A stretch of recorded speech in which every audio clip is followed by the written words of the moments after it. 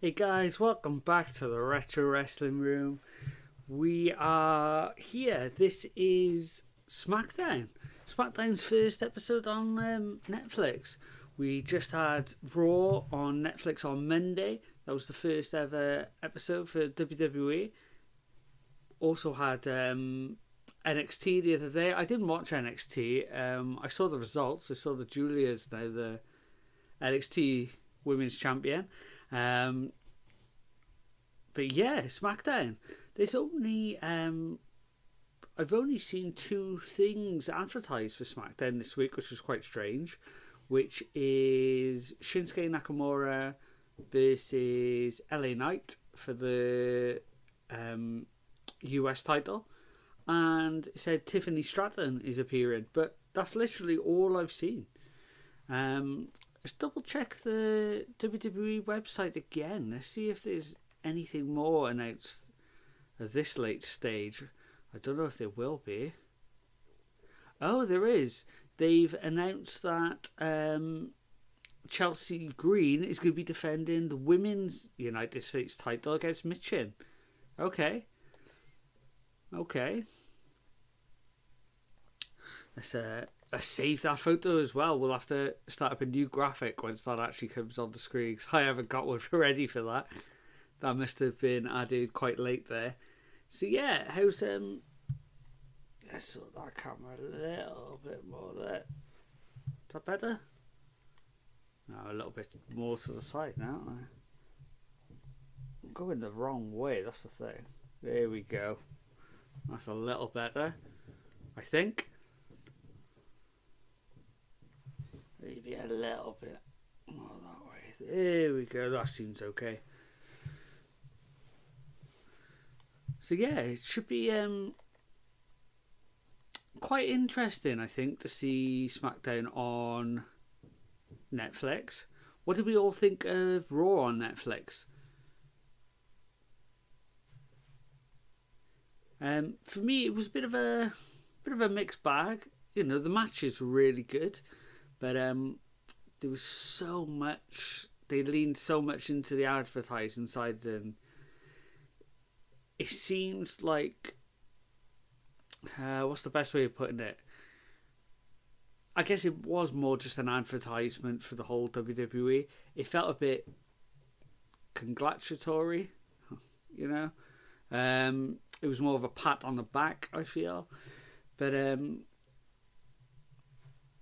yeah, but the matches were good, so be interested to see how they follow up this with SmackDown tonight. I mean, I'm never going to complain seeing Shinsuke Nakamura, one of my favourites, obviously. If you've been on the channel before, you will know that. I wonder if they are going to throw any bigger stars, though, on it. Very intriguing. Looking at the lineup, it seems to me that it's so strange that let's put that over there for now. Let's look this way. Just those two matches, and then it just says Tiffany is going to address the WWE universe. Really strange. I knew it wasn't going to be as big as Raw, because Raw is the flagship show, obviously, but I really did think they were going to throw everything at the wall for this episode.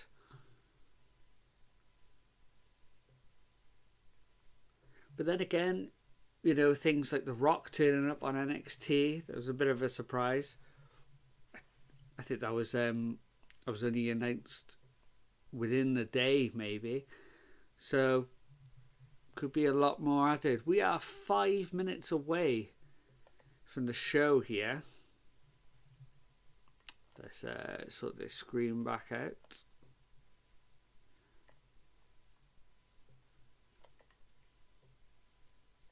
There we go. So 5 minutes to showtime now. Could be interesting.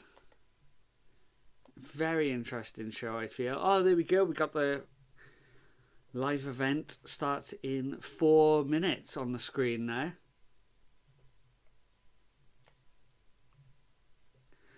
the good things about Raw were, or the new additions that they've added, they actually really upped the what's the words I'm looking for? The production side of things, which is shocking for WWE because it's already the best produced show in the world, wrestling show in the world. I really love the drone shots. I thought they were amazing. All the crowd shots were great. And even down to the things that they were calling, obviously, in the production track, between... so when a match was going on, between the moves, they weren't cutting every second. Well, no, even when... See, like a couple of years ago, it was even more frequent than every second. It was just like that, constant, and it was too much, to take in. Now they seem to have cut back on that. Like there were some shots where the camera was just panning around the ring like this, and somebody was in the corner. I can't remember which match it was, and they were just doing the 10 count, and they must have held that shot for like 30 seconds, and it was brilliant. It looks so much cleaner. It wasn't distracting, you really just got into the storylines of it. It was great. Obviously, we had things like the booing of Hulk Hogan. That seems to have been one of the biggest things that came out of the show. Everybody on Twitter, even people that weren't watching WWE, were talking about that moment and clipping it and putting it online. That wasn't one of the best decisions I think that they've ever made. Definitely not. That was really strange. So we are down to 1 minute 50 now before Smackdown actually starts. Yeah, to bring Hulk Hogan back in 2025 just seems berserk to me. Okay, so actually on the screen now they're showing more shots of the actual wrestlers now rather than just generic crowd shots.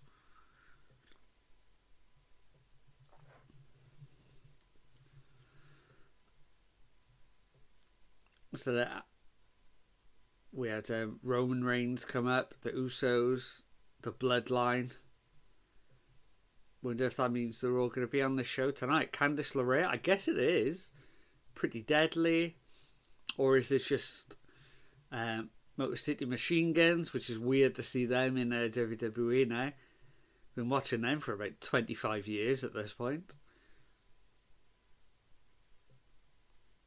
AJ Styles. I wonder if this is just the SmackDown roster. I'm guessing, because there's quite a lot on here. It's going to be crazy to fit all these into one show. Considering that we only had 4 matches on Raw. Does anybody know how long this show is tonight? Is it actually 3 hours, or is it going to be back to the traditional 2 hours? I'm not sure. So we got the 20-second countdown here before Raw starts. Let's flick over to the home screen there.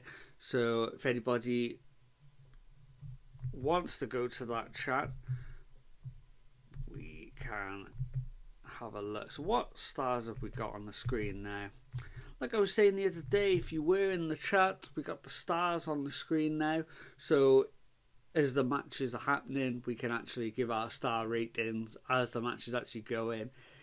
If there's good stuff in it, we'll hike it up. If it's not going so well, we'll take it back down. We got the screen up there. I've just heard the Netflix dun sound. So here we go. I love this video, the Then Now Forever video with the star correlations on the screen.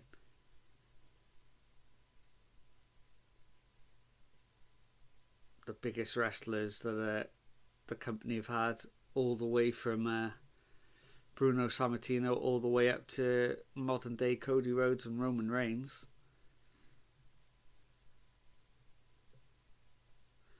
So here we are in Portland, Oregon.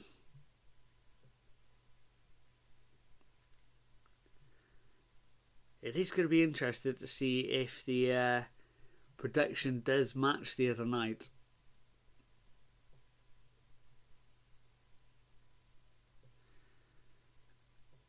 Crowd looking great here. Look at all the signs. Looks like a real throwback.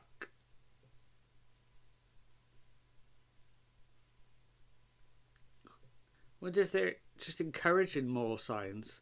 You know, you watch clips of the Attitude Era and everybody brought a sign to it. It was crazy to see.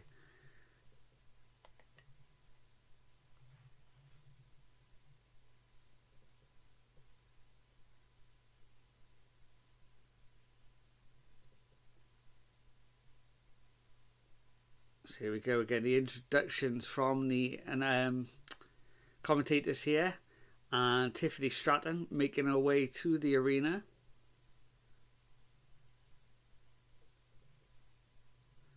And Shinsuke Nakamura making his way through the corridors. Looking very dapper, if I do say so myself. And Paul Heyman is here.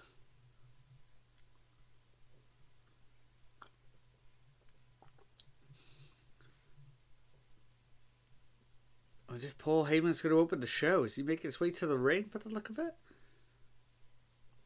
We get the clip of like a highlight package of Raw that took place on Monday.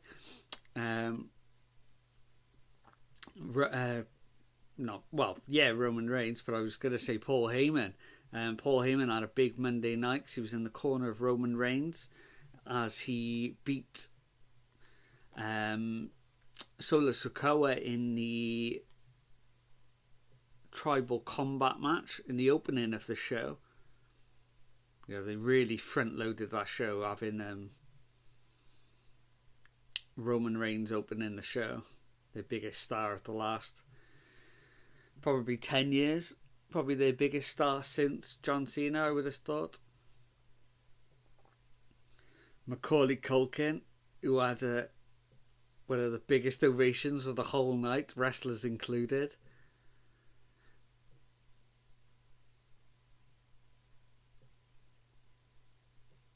And then the night obviously ended with CM Punk and Seth Rollins.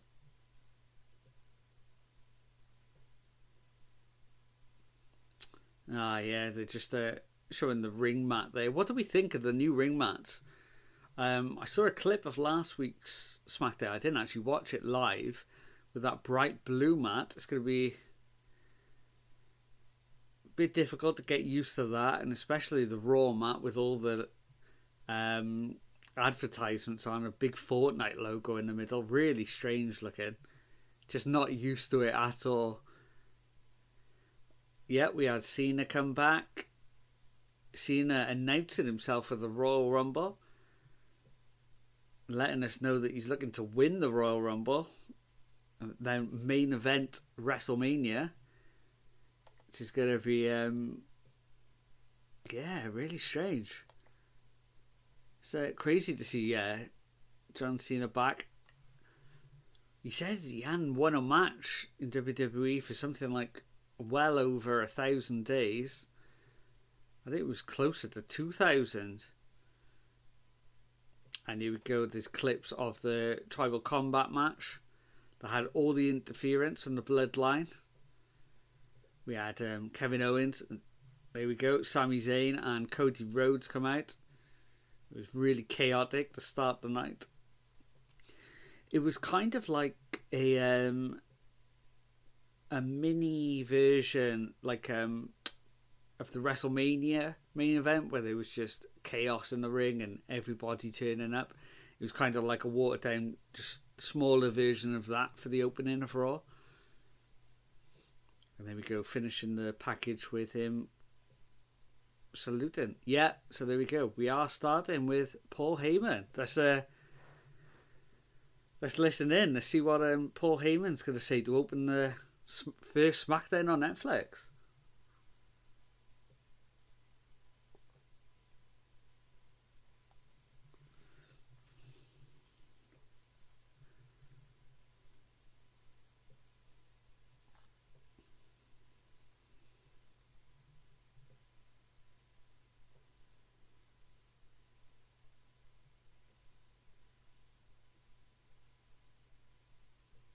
Oh, the microphone feed went a bit funny there. Not for me, for Paul Heyman. If there are any audio problems tonight for me, please let me know as well.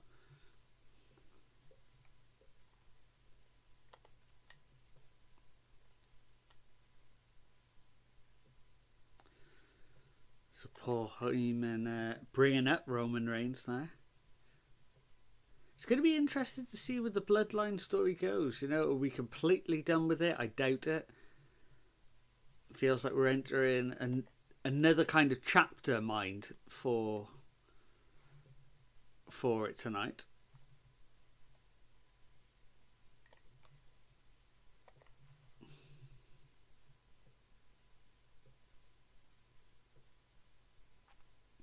Okay, there we go. So Roman is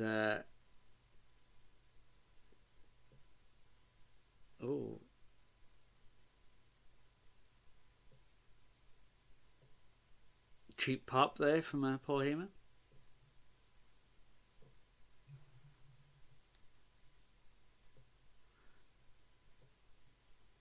Okay, so Paul Heyman saying he's going to not just inform the world, but he wants to let Cody Rhodes know the next plans for Roman Reigns.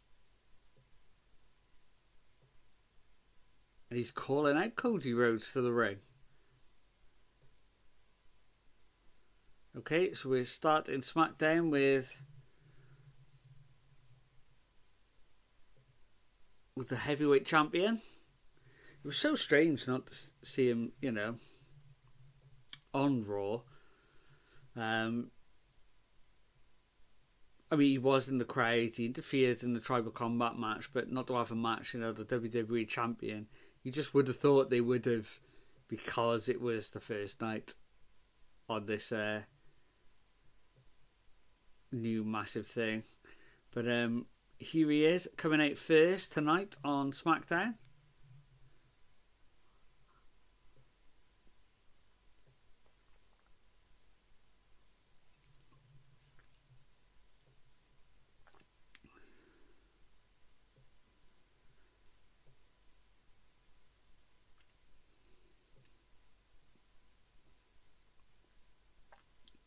Looking dapper as always, Mr. Cody Rhodes.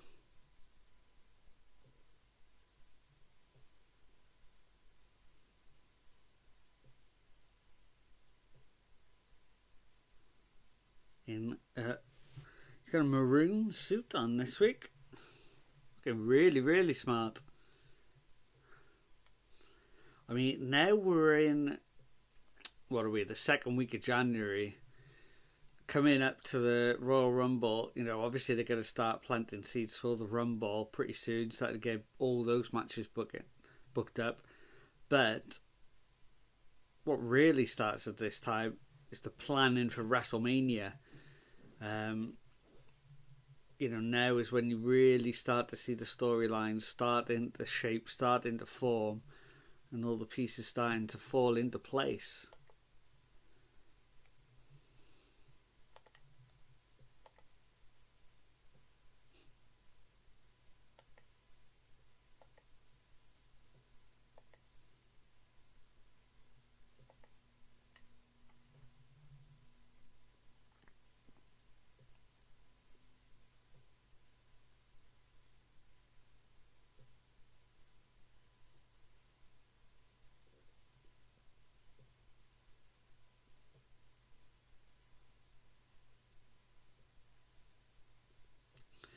Wow, Paul Heyman letting Cody Rhodes know that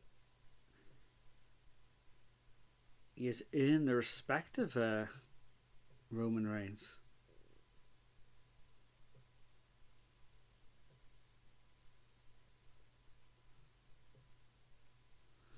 This is a real babyface promo from Paul Heyman so far. Putting over Cody Rhodes huge. Is it going to be very genuine, though? Who knows?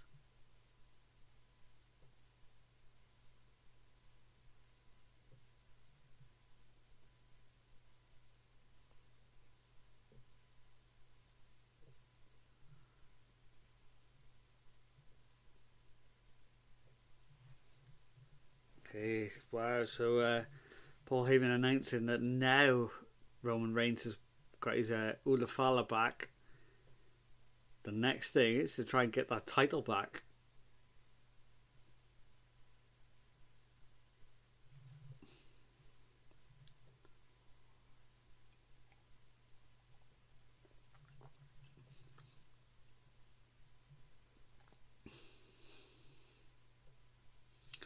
Okay, so Roman Reigns is now announced for the Royal Rumble.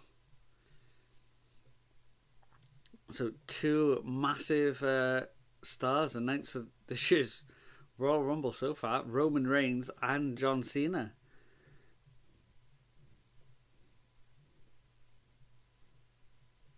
You know, it's such a... You know, you could really see either of those winning. Okay, so Cody Rhodes is asking for a mic as well now. Have I got Twitter set up on here? Let's have a look. Let's get that sorted.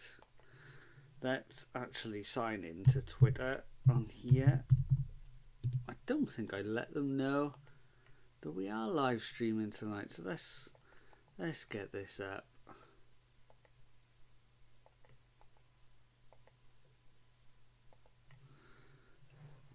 Put that down a second. Let's have a look. Here we go.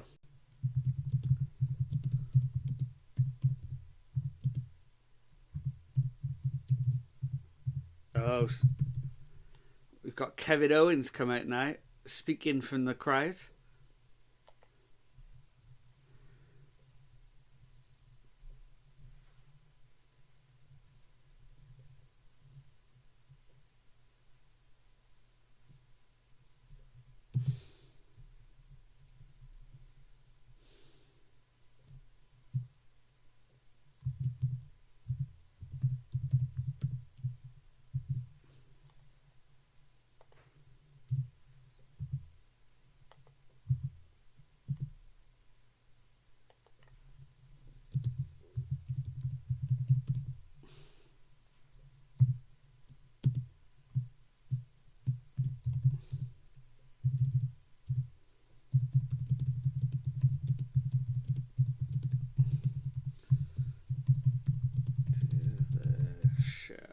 There we go. So Roman Reigns just not happy. Sorry, not Roman Reigns. Kevin Owens not happy at all. This is also long-term storyline because he hates Roman Reigns. That is why he fell out with Cody Rhodes originally, because of him teaming with Roman Reigns. And they're battling in the crowd here.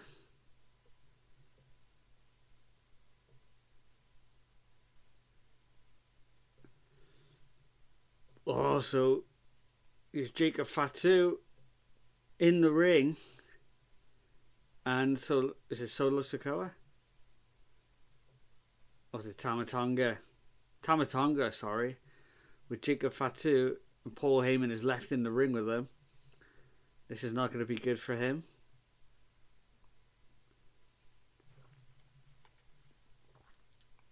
They're both stalking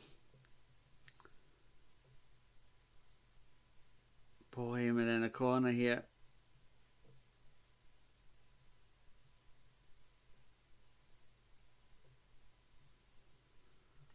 So who's this going to be? Looks like it was Jimmy Uso.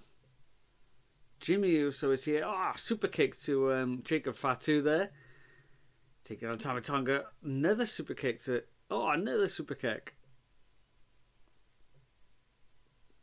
The crowd come alive.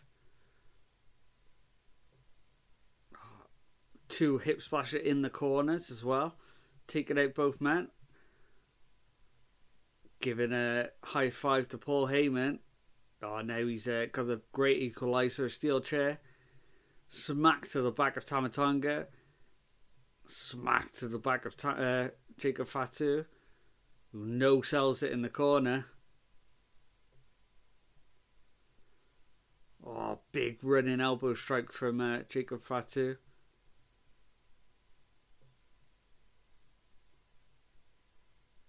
Big headbutt now as well.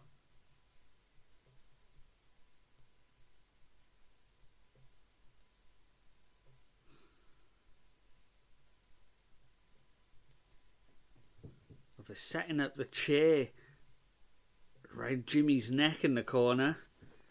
Who's this coming into the... Oh, this is just security. Oh no, we're the referees. I did that on Monday night as well, because the new outfits are so dark. I just assumed that the referees are security. Oh, Cody Rhodes making his way back through the crowd again. Oh, Jacob Fatu taking out officials as well now. Nick Aldis trying to calm down Jacob Fatu in the ring. Don't know if that's going to help. And here comes Cody Rhodes attacking Tamatonga.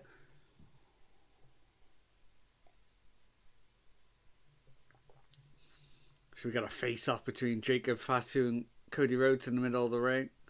Big swing and a miss from Jacob Fatu. Cody Rhodes coming back with a few hits. And a clothesline takes Fatu out.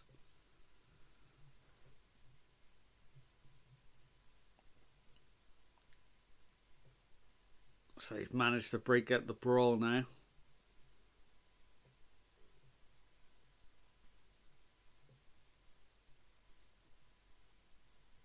There you go, and they hit Cody's music.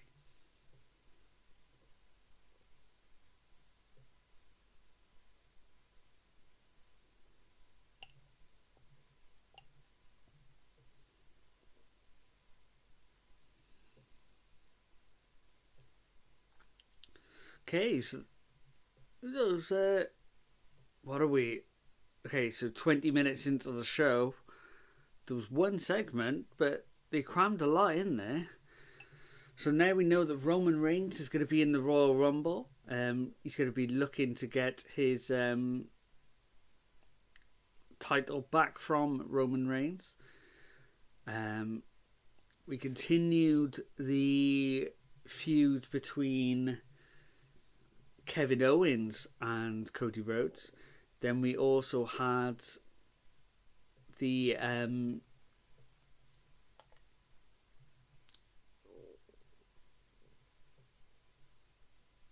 we almost had the what's the words I'm looking for?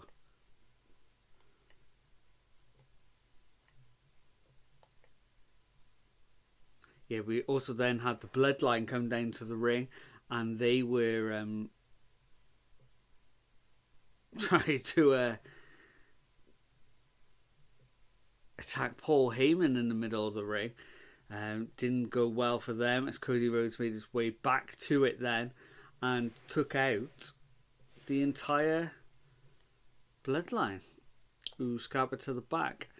At the moment, we've got the We'll Be Right Back screen from Smackdown, showing all the stars there from Smackdown.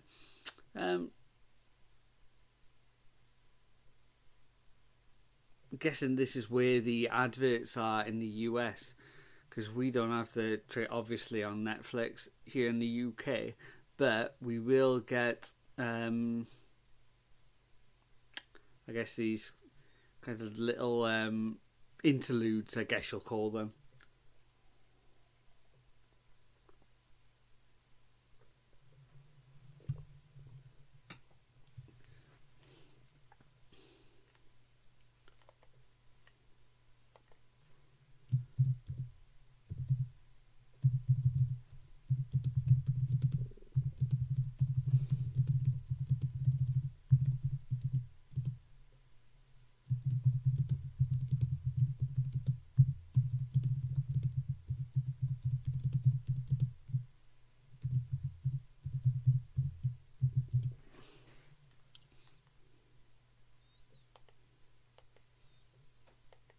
So yeah, I wonder how long these interlude bits are actually going to be. Okay, we got a little sign up in the corner now. That's quite handy. It says back in 1 minute's time. So there you go. That's quite handy to have that come up. There we go. Lovely.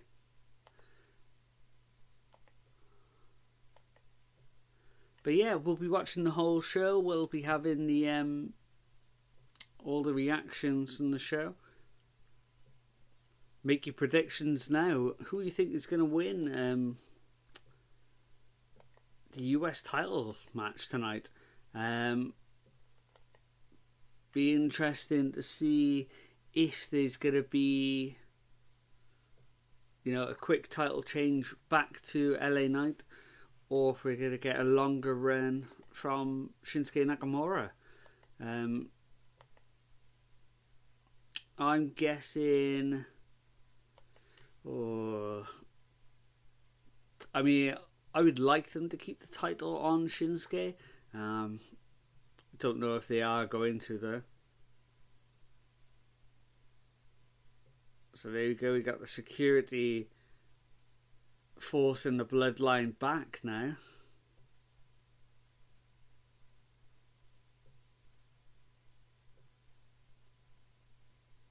Oh, and who's that? Oh.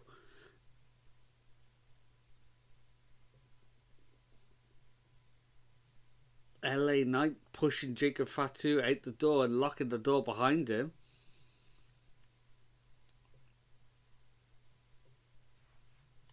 So this is going to be the women's US title match, which was announced quite late in the day.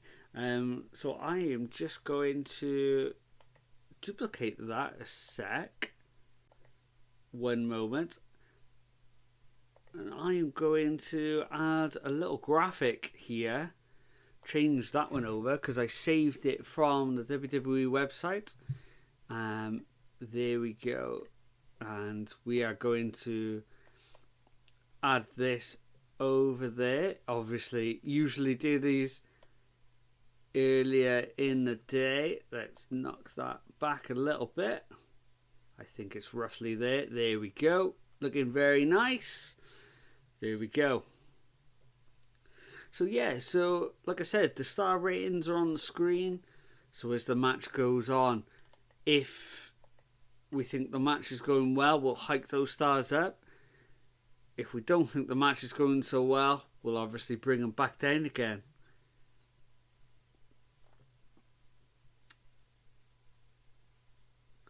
So Piper Niven is apparently got a new bodyguard gimmick with Chelsea Green. I haven't been watching for a few weeks. I didn't know this was happening. Michin, obviously, formerly Maya Kim.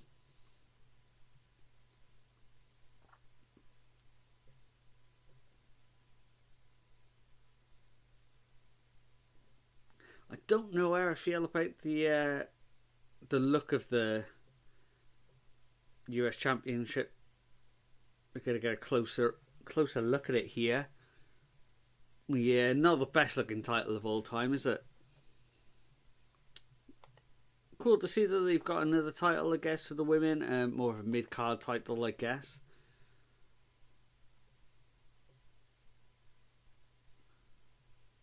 I saw Chelsea Green, because obviously she's the inaugural champion. It was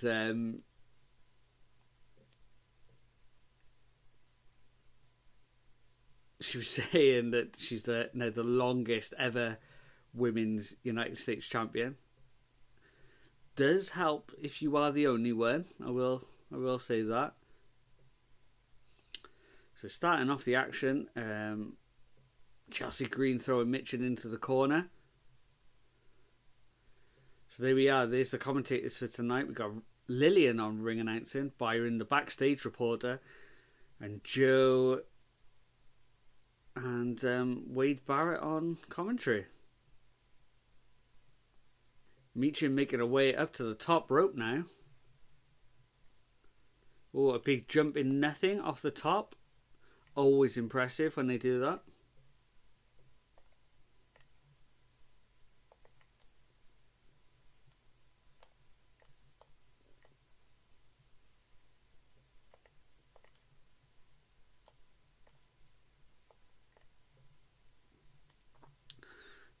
Big Chelsea Green salute with piping them in there on the outside.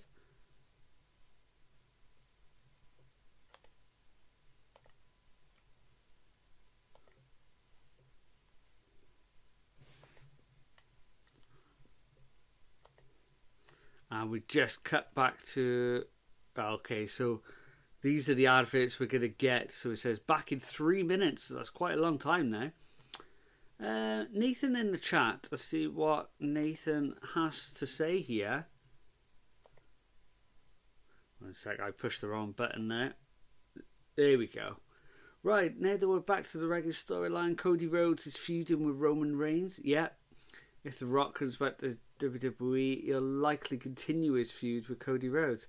Yeah, so it's going to be interesting to see how The Rock falls into these WrestleMania plans.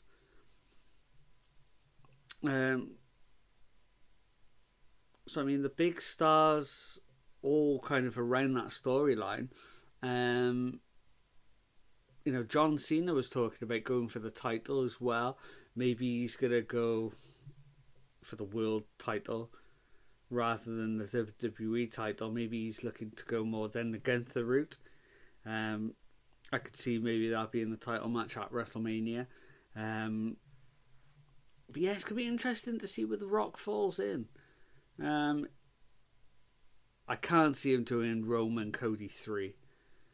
I mean, maybe they will, but 3 years in a row seems a bit of a stretch for that match. They are 1-1 though, so at WrestleMania now, so maybe they could do that.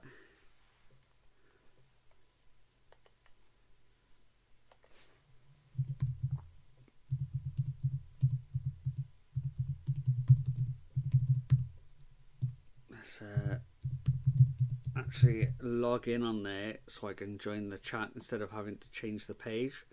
That is a massive help. Oh, also does help if I put in the password correct. That is always a big help. Oh, they're sending a notification to my phone as well, so it's all going wrong here tonight. There we go. Right.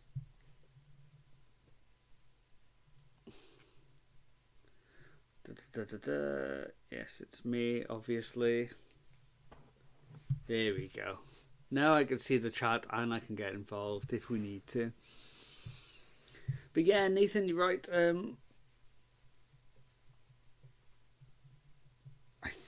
I guess The Rock's going to be going after Cody Rhodes, so will be really interesting to see then where Roman Reigns fits in at WrestleMania. Really don't know how they're going to do this, but that's why we watch. We will find out eventually. Obviously, more will start to fall into place over the next few weeks, and then especially at Royal Rumble, then it will all start to more fall into place. We'll start to, all the pieces will start coming out like a jigsaw. We'll start putting it all back together.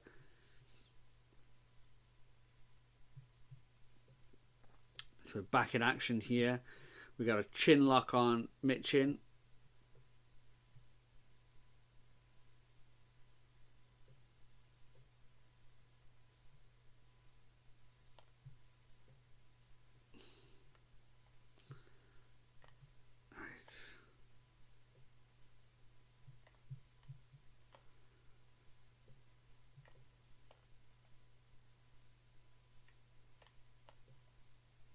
Don't want the trap there. Let's pin it.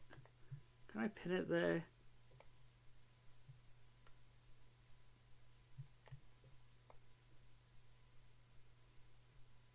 That's a... Oh, no, I didn't mean to do that. I messed that chat up there. I want to unpin that, don't I?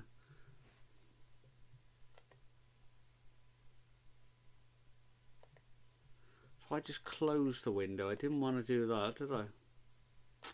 Let's get that chat back up. There we go. How do I get it back out? There we go. That's better.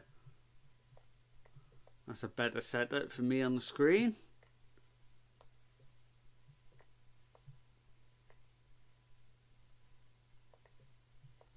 And then I'll bring that across there as well. We're finally all set up, guys. There we go. Looking a bit better. Looking a bit better. Bit of a twerk in from Mitch in there with a big cannonball into the centre of... a cannonball into Chelsea Green. Pulls it into the centre of the ring, looking for the 3 count. Can only get the 2.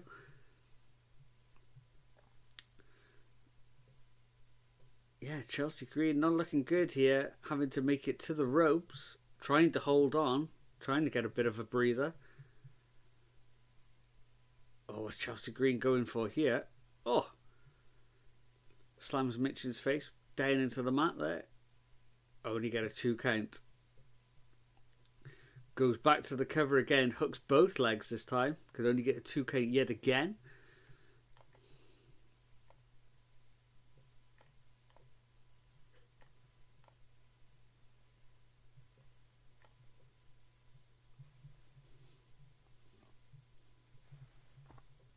So yeah, both the US titles on the line tonight. We got, obviously coming up, we will have Shinsuke Nakamura and LA Knight. Oh, a lovely Pele kick from... followed by a penalty kick from Mitch in there.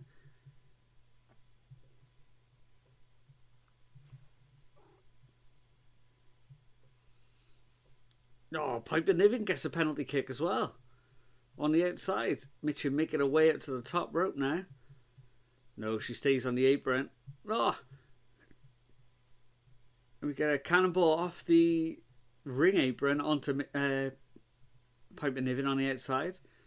May cost her here, though. It's going to give Chelsea Green even more time to recover.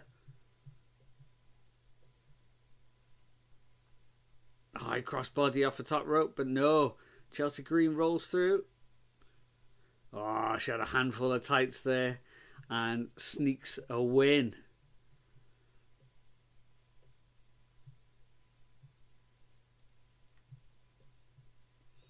So Chelsea Green managing to steal yet another win. Oh, I knew because Piper Niven attacking Mitchin from the back. Oh, we get a running senton from Piper Niven there. I mean, what are we saying for the stars of that match? It wasn't great, was it? I mean, even generously, we'll give it a 2. It had moves. 2.25. Go on, we'll go that far.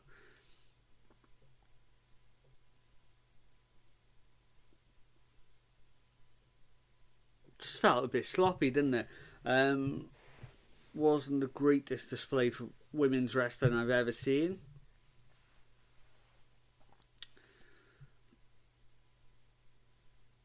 So we've got the commentators talking here now.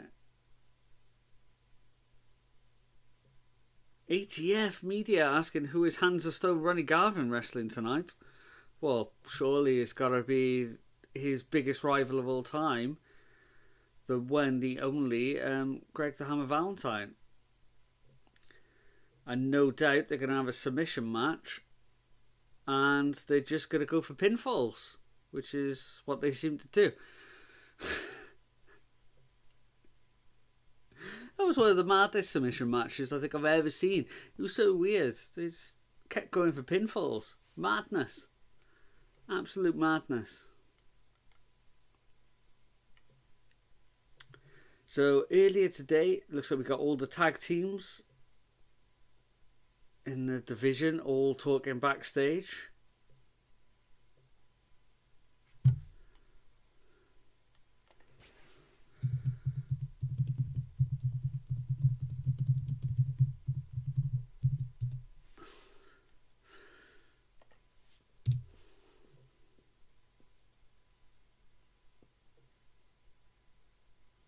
So what's Nick Aldis gonna...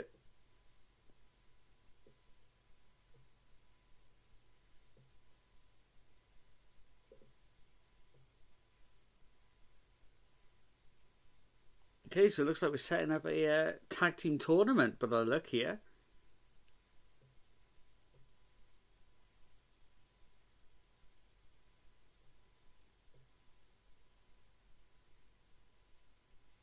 Okay, so setting up 2 tag team matches. Don't know if they're going to take place tonight or what. And here's the Cruiserweight faction. Legado del Fantasma. Let's knock those stars off there. And because they didn't mention this match, we're just going to go to the home screen again there for the matches. So this is one of those tag team matches.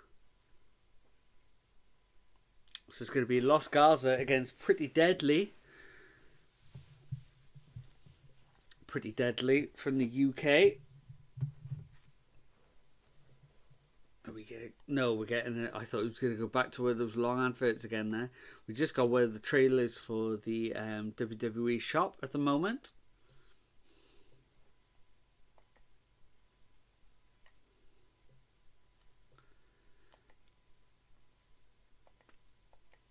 So who do we have? What's the predictions for this match? I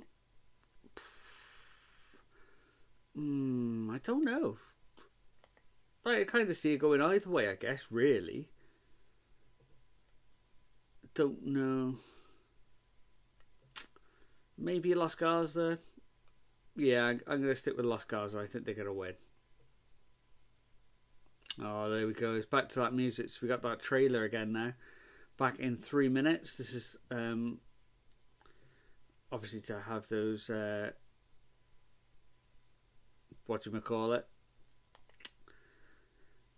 So just tie in with the around the world. They're gonna have adverts at these points.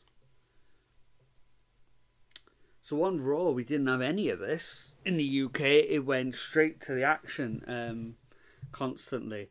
It would kind of fade black as if it was going to go to an advert and then just carried on, which is great. Gonna obviously have a lot more breaks here on Smackdown tonight.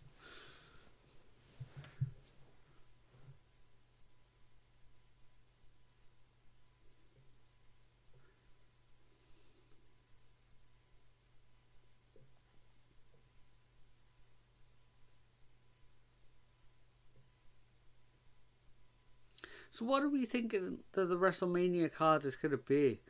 You know, as they show people like Bayley, they're showing people like AJ Styles on these Be Right Back cards. Kevin Owens is solo there. Jey Uso.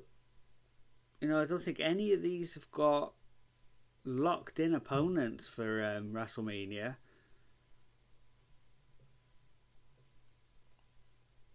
I mean, they were talking about Seth and Punk, weren't they, for Mania, but they already kind of shown it now. You know, do we need to see it again? I don't know. Oh, there we go. Nick's in the chat. Good to see you, my friend. My guess is Raw on Netflix worldwide. SmackDown is still on USA in the US. Okay. Oh, well, that makes sense. Yeah. Okay, so these are just going to match the US adverts then.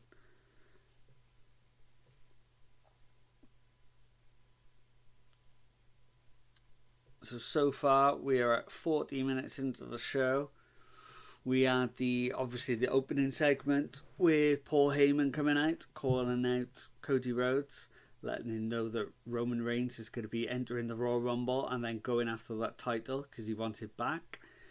Then the Bloodline obviously interfered. And then we had a pretty mediocre women's US title match. which wasn't very good at all, to be honest.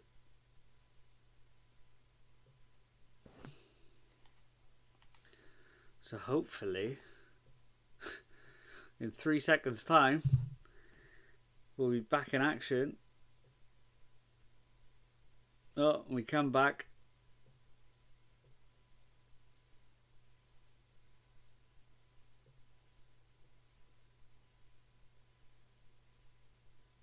So,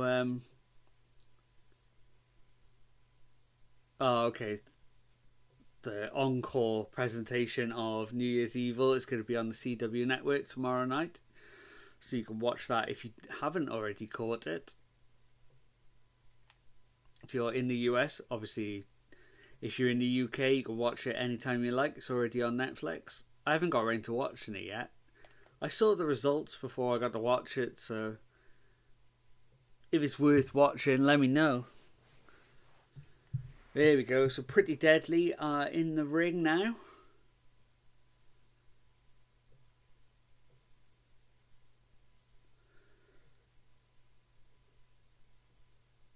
Got a big massive disco ball in the background there.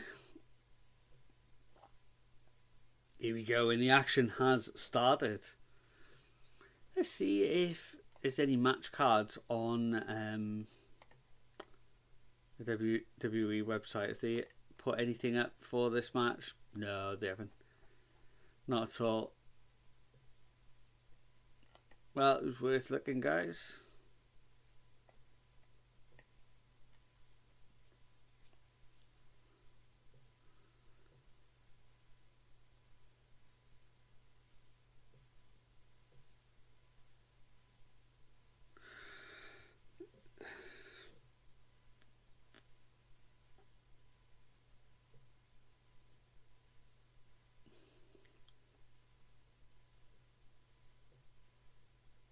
So, I was just trying to think in my head then who it reminded me of. Just realised Alberto's got the like scratches. I don't actually know him that well, so I don't know if it is a tattoo or not. Reminded me of the American Wolves. Remember when they started doing that in TNA?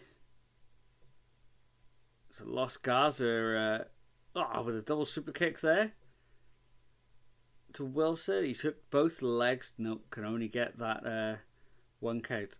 He's got Angel Garza in the ring now.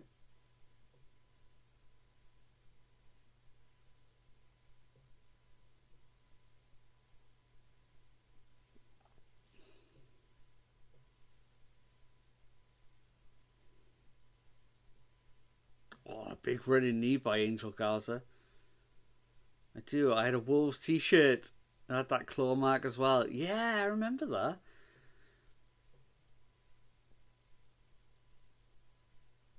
They were a great team, the American Wolves.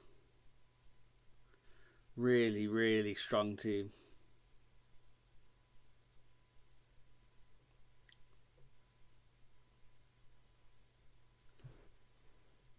The trouble is, because I've had such a big week of streaming and watched a lot of wrestling on here, you know, you kind of compare the in-ring action to other companies. You can't help it. And the presentation WWE is, you know, obviously second to none. I can't really count the Tokyo Dome shows because that's like the WrestleMania for entrances and stuff. Oh god, another set of trailers as well. Adverts again, 3 minutes. God, SmackDown's going to be a bit of a struggle, to say the least. What was I saying then? Oh yeah, about the production stuff. But the in-ring stuff, it's not quite as fast-paced as we've been used to this week. A lot of plodding. I know we haven't got the biggest stars in the world in the ring at the moment. You know, the fact that we had Roman Reigns Solo Sikoa in the first match, and then we had Rhea Ripley live in the second match on Raw. It just feels like a bit of a drop off tonight, to be honest, so far. But it may pick up. You never know. Not to say that it's all negative here tonight. And hey, on this channel, we always try to look on the positive side. This isn't one of those podcasts where we just come on to slam everything, and because we actually like wrestling here.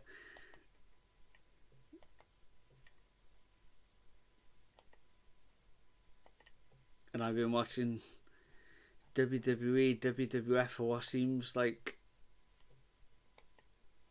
oh God, no, I'm not gonna give my age away. You probably already know how long I've been watching. I've probably said it on streams before. A long time. So 1 minute 20 before we make a return here. I think at the next adverts I will take a little break as well, if these are this frequent. I'll make the most of it.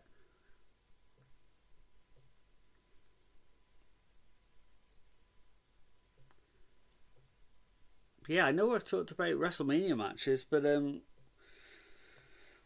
we don't even know the Royal Rumble matches of yet. That's going to be on the 1st of February in Riyadh.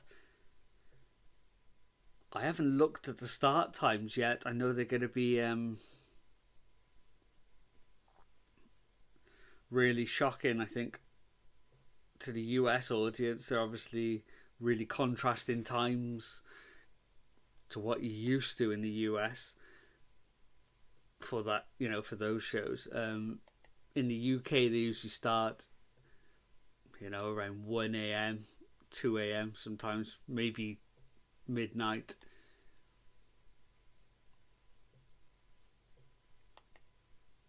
I tell you what used to be brutal, when WrestleMania was a one-night show, and they used to have these super, super long WrestleMania cards, and they would start at like midnight or 1 a.m. They didn't used to finish till like 6 a.m. They were a tough slog to get through.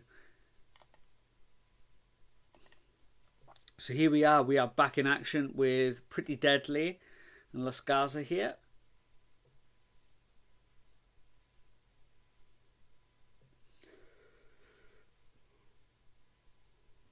Oh dear.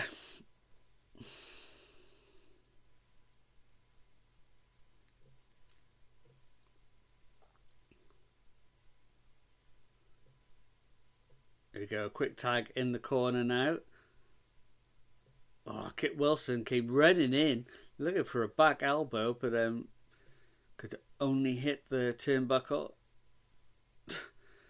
Prince went for a clothesline as well, missed that by a country mile. 2 tilt-a-whirls.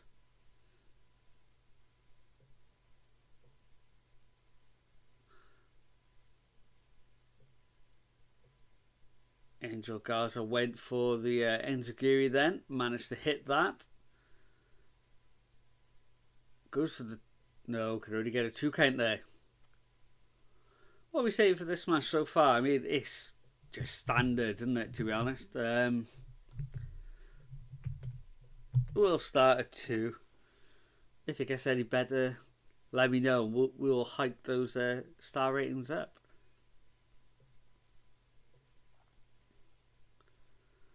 What is he...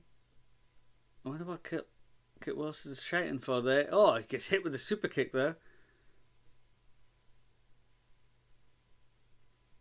I don't quite know who he was shouting for at the back.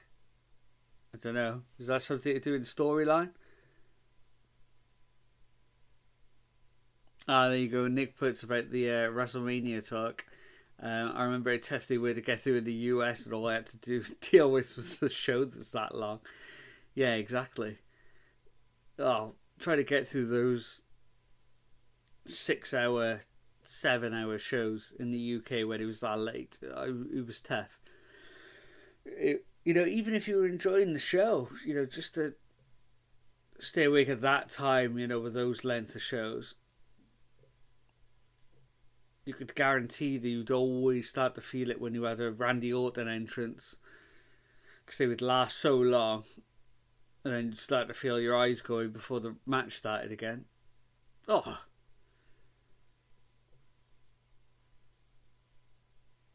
I listened to the commentary then to see if I could catch the name of their finishing move. The commentator just said, the big slam down. I'm guessing that move's not called the big slam down, because that would be an awful name for a finishing move. The big slam down. So yeah, we got a bit of interference there.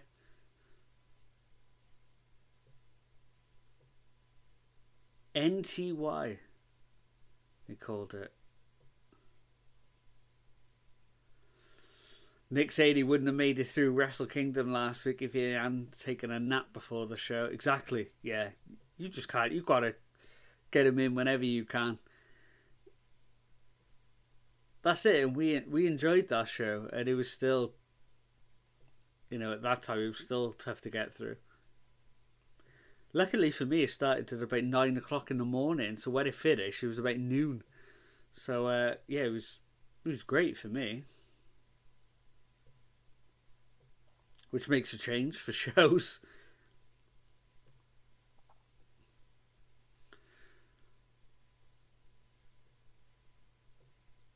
Okay, so they're letting us know that we're going to hear from Tiffany Stratton here tonight. Is that going to be next? I've added a cough button and I forgot to push it then. I will add that for the next time, I promise. If I remember. I haven't got a yawn button yet. I wish I could push that so I could not yawn all the way through these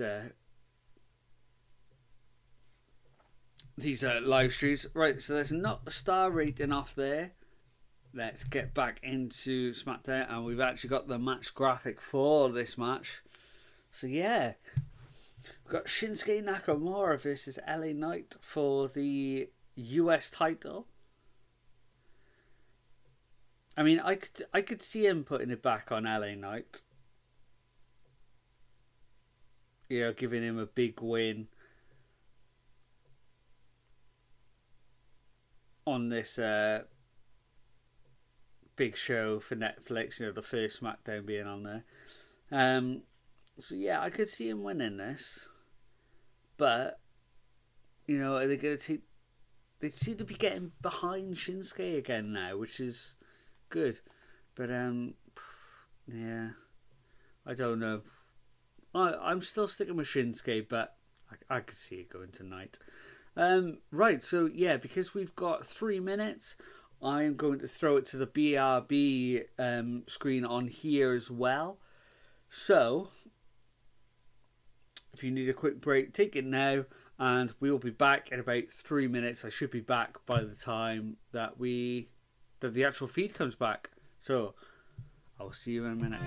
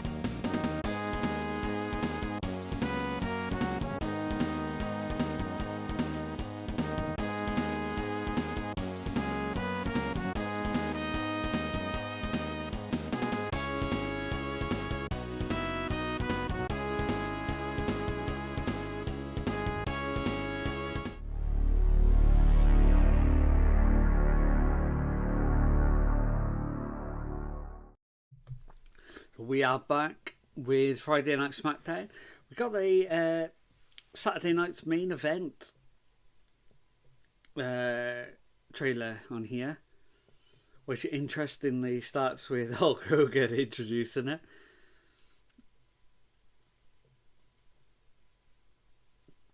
The fact that they've just entered this new deal with Hulk Hogan as well for his Real American beer couldn't have happened at a worse time. So yeah, Nick, you obviously watched Noah last weekend. No, weekend before, was it? It was before Wrestle Kingdom, wasn't it? Oh, it was New Year's Day. Of course it was. Yeah, where Shinsuke came back to Noah for a match. I wanted to watch it in the UK, but I even tweeted out to the Noah page. I was like, "Hey, how can we watch it in the UK?" But I couldn't find anything for it, which is weird. Yeah, completely new look. It's kind of dark, eerie look. Very Muta inspired, I would say.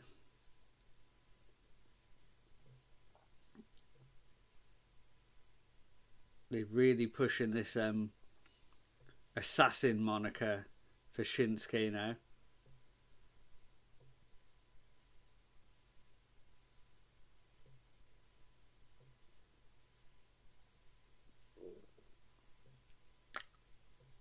You know, really old school Japanese military style medieval theme tune now, which has still got the flute motif of his previous tune.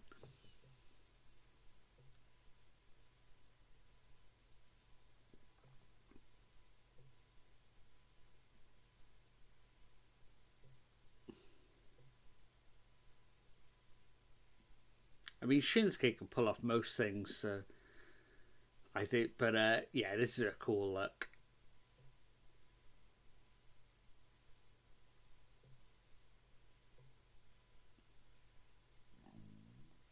I'd love him to give him a proper run with this now.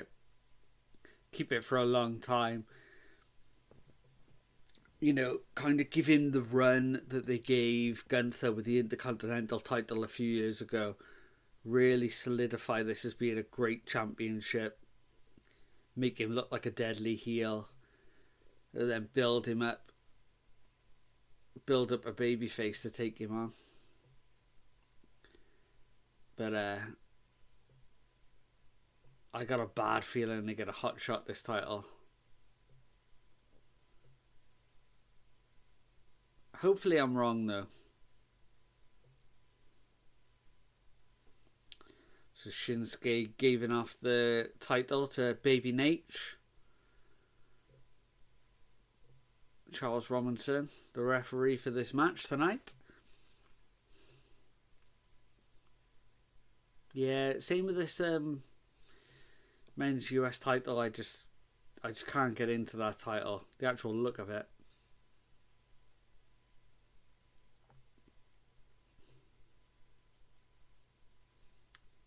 You know what? This ring mat, the Smackdown one, the bright blue one, even though it is like a brighter shade of blue compared to the traditional WWE mat, I do actually like it. It looks like you've used the sliders on the WWE games to change the colour or the hue of the blue on the mat, and you've kind of got a bit crazy. But yeah, I do actually like it. It's a gazillion times better than the Raw one. So we get a shoulder tackle in the middle of the ring here. Both men still staying on their feet. LA Knight. Oh no, I thought LA Knight was going to get Shinsuke into the... Oh, he does this time. Just pushes him right into the corner. Seems to be grabbing onto the hair. Shinsuke reverses it. Are we going to get a clean break? Oh, Shinsuke went for the strike. LA Knight had escaped it. 3 strikes of his own, pushes him into the ropes. We get a reversal. LA Knight with a swinging net breaker.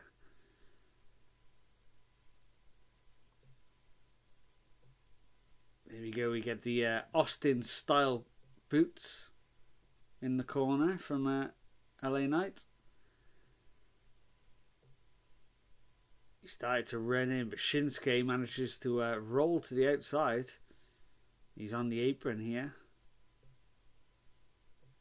Oh, he's playing possum now. Got a wheel kick from Shinsuke. And he's placed LA Knight over the ring apron. Bang, big knee from the US champion.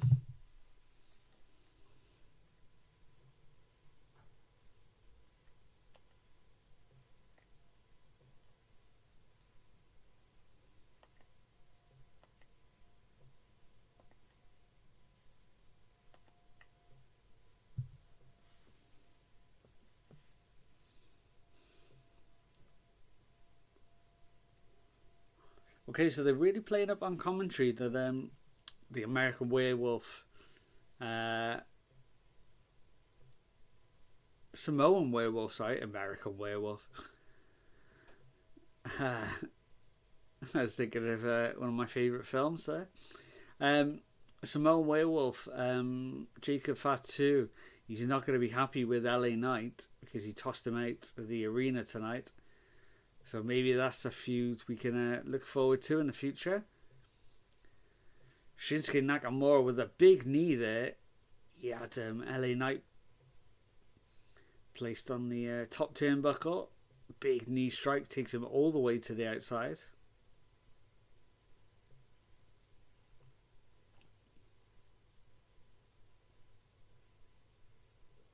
Oh, another knee strike from Shinsuke.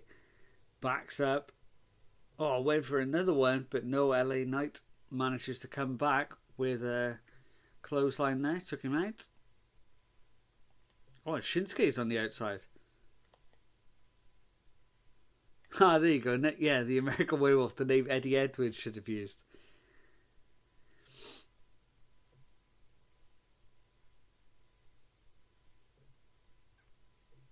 Oh, LA Knight slamming Shinsuke into the announce table.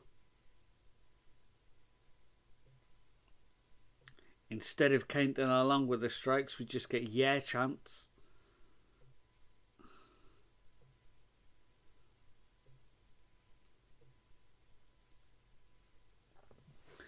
I mean, I remember seeing LA Knight back in TNA years ago.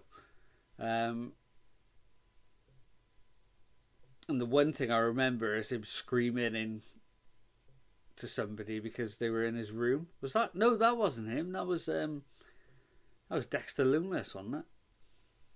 Anyway, I remember LA Knight being there.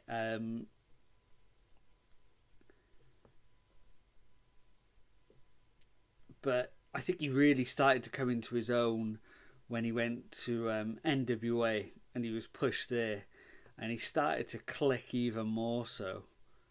I feel like that's really, really when he lent into this character that's done really, really well for him in WWE. Not one of my favourites, I will admit.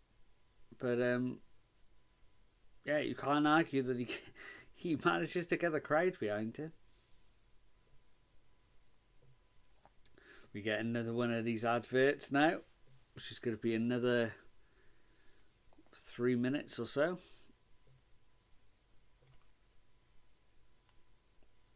Being in the UK, it blows my mind how many adverts you get in the States. Like, we just don't get half as many as this on our TV. We get one maybe like every 15 minutes. Usually like every 20 minutes. We have between 3 and 4 an hour, I would say.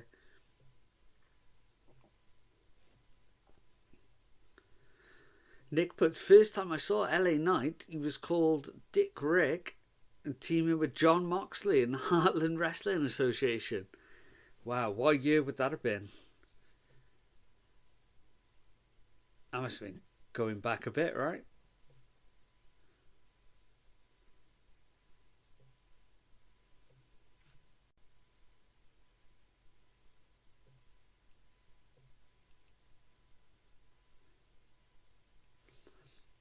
And we'll be right back. We saw Rey Mysterio there in his LWO t-shirt, which is what a lot of fans on the internet are scared is going to happen to Penta when he makes his eventual arrival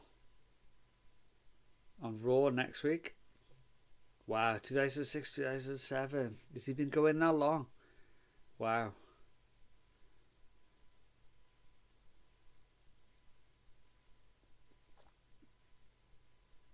Seeing Logan Paul on the screens there. There's a big talks about Logan Paul as well, that he's going to be getting an even bigger push this year, shall we say. You know, are they really going to put big titles on Logan Paul? Like the world titles? I don't know. Stranger things have happened. Moxley was really young, so was LA. HWA had a good little run. So they started Nigel, and Sammy Callahan was just starting. I mean, that sounds like a great little promotion. I've never heard of it, to be honest. I don't think. Let's have a look at the Heartland Wrestling Association. Is it still going? Is it? I don't think I've even ever heard of that one.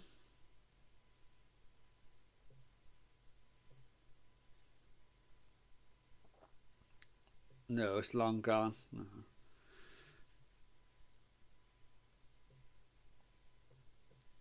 That's the thing. It's the same with the UK. We've had loads over the years that sadly they do well for a little bit and then they, go by the wayside.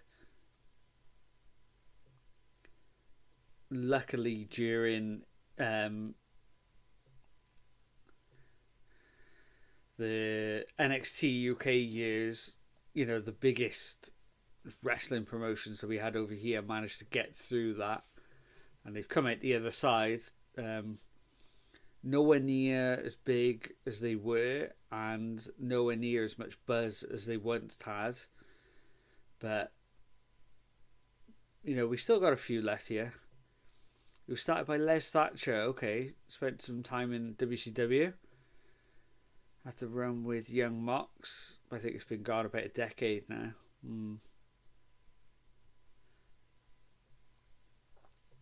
So I think in the UK we've still got ICW up in Scotland. They're one of the biggest ones. But their peak, is gone now. Progress Wrestling, all their main stars that they were known for have all moved on. Rev Pro is the biggest now. They're more known for their supercard shows because they have partnerships with things like New Japan Pro Wrestling. So that's where we used to get people like Okada and Tanahashi come over, and Shinsuke. About 10 years ago, that was the place to go see him. I love that sliding German suplex that Shinsuke does.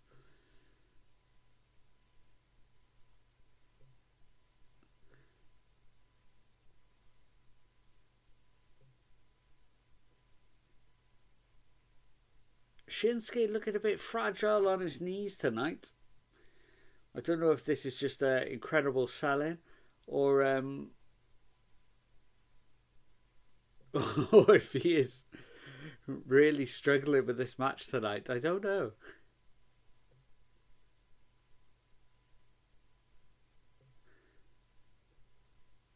He's struggling to get up to the top rope again. LA Knight manages to pop straight up onto the top rope there. Oh, and he gets a 2 count. It's interesting though because that was one of the moves in the original match between these two that he went for and fumbled because he was struggling in that match. And the storyline in that match is that he kept making mistakes, and that was one of the moves that he actually botched on purpose, you know.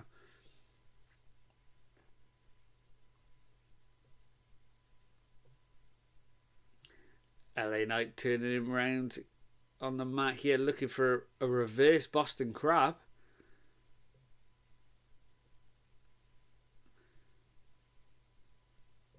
Shinsuke with a painful look on his face here, shaking his hand at Charles Robinson now, telling him he doesn't want to give up.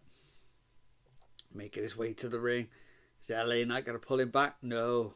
Shinsuke manages to get to the ropes.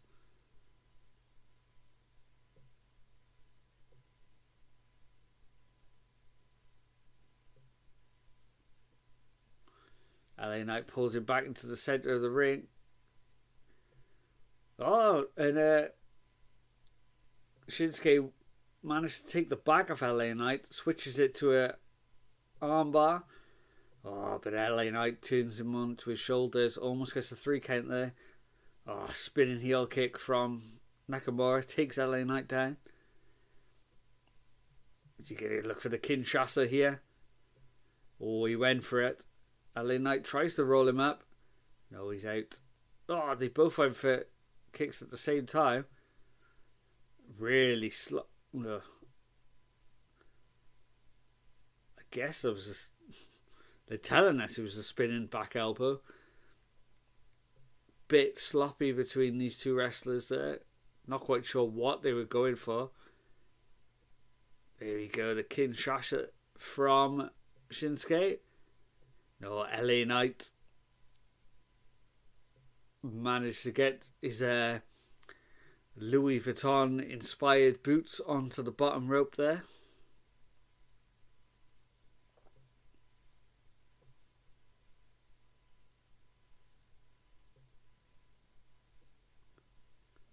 What are we at for this match? 2.5 stars. Yeah, that's about right.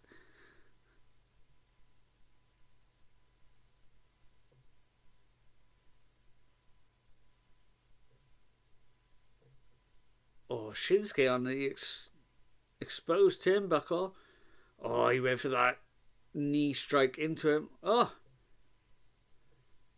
LA Knight out of nowhere, taking advantage of the injured Shinsuke there. Ah, here we go. Here's the bloodline. Well, they interfered. Okay, so I'm glad. So Shinsuke managed to keep the match. We'll go to... No, we'll keep it at 2.5. I'm not feeling generous tonight. Oh, big Samoan drop from Jacob Fatu. Yeah, they're not going to take that lightly. The LA Knight chucked them out of the arena earlier. Who knows who let him back in?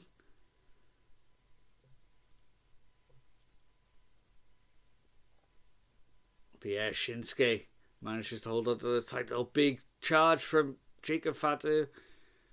Big hip strike into the corner. Oh, followed by a second.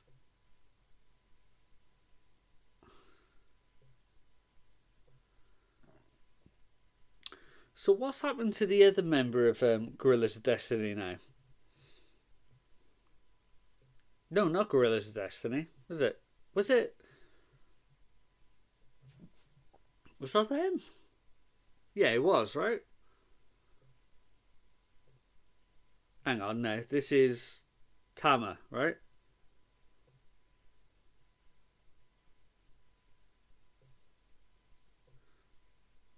Yeah, so that's Tama Tonga. Right, okay. God, I keep getting muddled up with all their names. So you get double super kick. Now, if anybody ever says that the Young Bucks do too many super kicks, could they just watch even just tonight from Jimmy Uso? I think he's delivered more super kicks tonight than the Young Bucks have in the last year.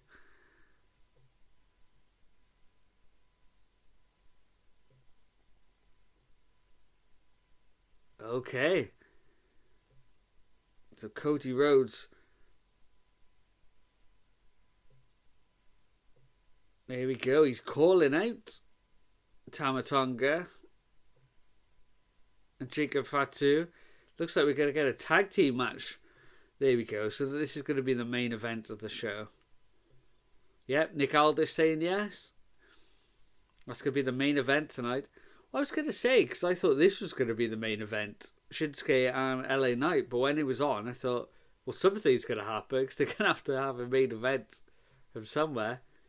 But it looks like it's going to be this rush together tag team match.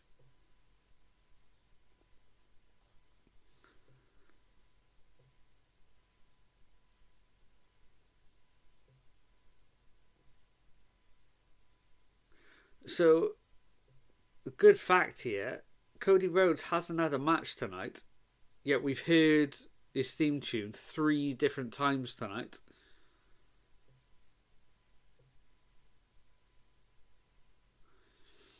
Up next, we've got the Tiffany announcement. Was it announcement or appearance, did it say on the match graphic? Not sure. Right, let's knock off that star rating there. We'll go back to the... No, we'll keep the chat on. We'll go to the homepage. There you go. So we got another 3-minute break here now.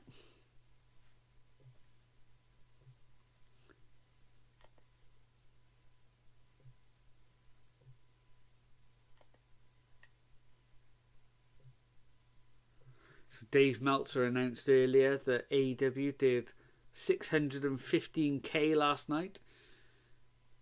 It was up from last week at least.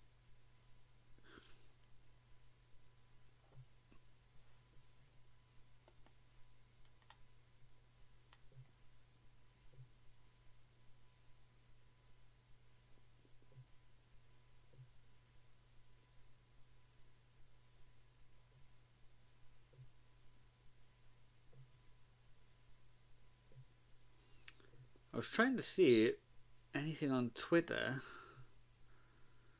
was given a rundown of tonight so far. You know, I just wanted to see what the general consensus was here.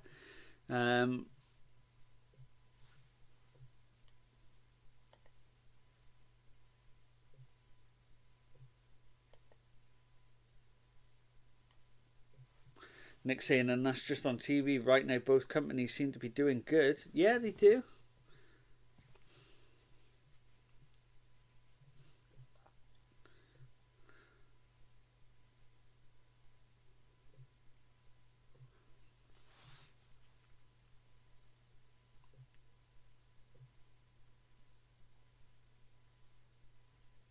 That's it. With anything in life, I've never been like a tribal fan of anything. I know some people get way too much into it, but you know, a lot of people, I think, have fun with it as well. You know, maybe some people do take it a little too seriously with the whole tribalism, but I've never really liked any tribalism in anything. Even with like football teams, if I support the football team, I like them, but I've never been one to like go online and like onto other people's fan pages and slamming them and everything. Or if I go to the games, I never chant about the other teams. That side of fandom never really appealed to me.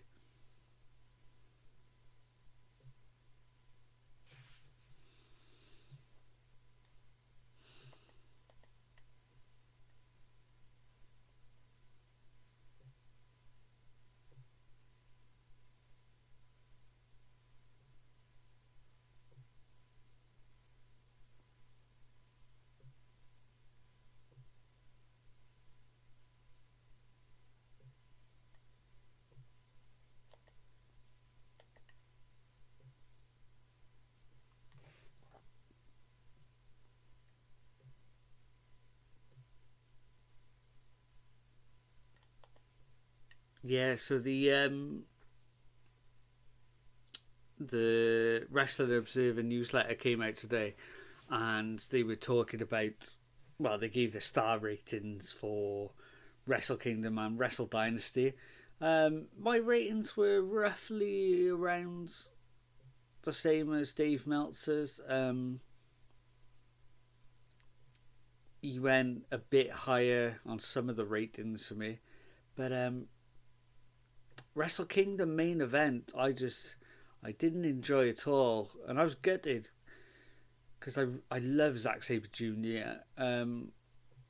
Shota Umino is meant to be their next big star that they're molding at the moment, but near 45 minutes, it was a slog to get through. It wasn't bad. Like, it wasn't bad. It was good. It was just too long. But yeah, he gave it a 4.5 stars, and I was nowhere near that. I may have had it 3.5 or something like that. I don't know. I can't remember exactly. I got it on my laptop, not on the computer. But yeah, I didn't have it. Definitely didn't have it 4.5. The Gabe Kidd Kenny Omega match got 5.25. I think something like that. It was over 5 anyway. I never go over 5. If it's a perfect match, 5 stars is fine. If it's an amazing match and you think it's the match of the year, put it at 5. That's fine.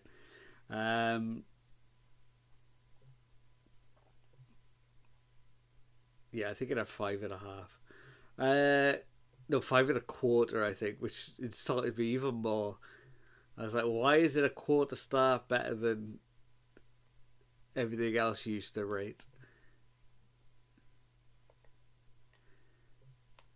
Yeah, Alistair, I would. So I only go to 5 stars. I never go above 5 stars, but I think that was a 5 star match. I thought it was amazing. The best Gabe Kidd match I've ever seen. It was interesting. I saw Dave Meltzer said that in that match, Gabe Kidd was like a really athletic Terry Funk. And when I first read it, I was like, what?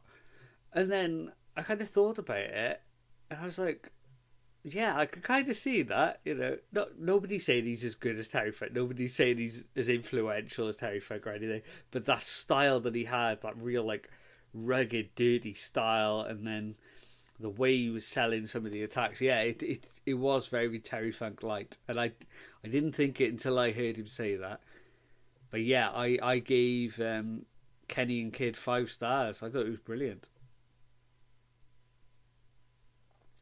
I feel like Nick's put. I feel like in 2017, Dave really wanted to put over Omega or Okada, so he went with 6. But now he feels he has to go over 5 all the time. Yeah, I mean, so many matches get over 5 now, and I'm like,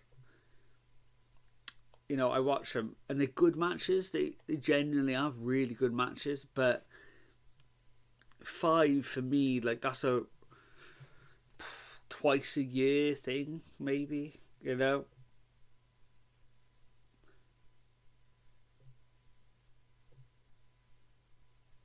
They said Tiffy was next. They lied. They lied to us.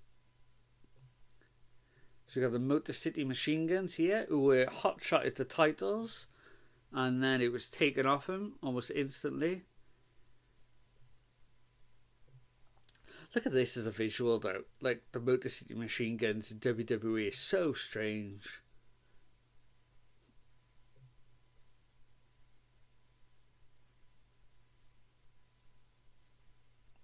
Like, I remember Alex Shelley retiring a few years ago, saying, like, that was it. Like, he was done with wrestling. It didn't last very long, but I never thought, like, I don't know, say 5 years or something. I never thought 5 years later he'd be back.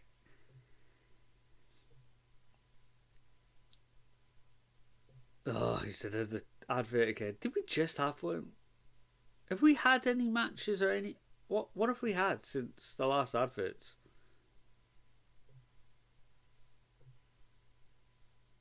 Is it? Surely it's not. We didn't just have the entrance, did we?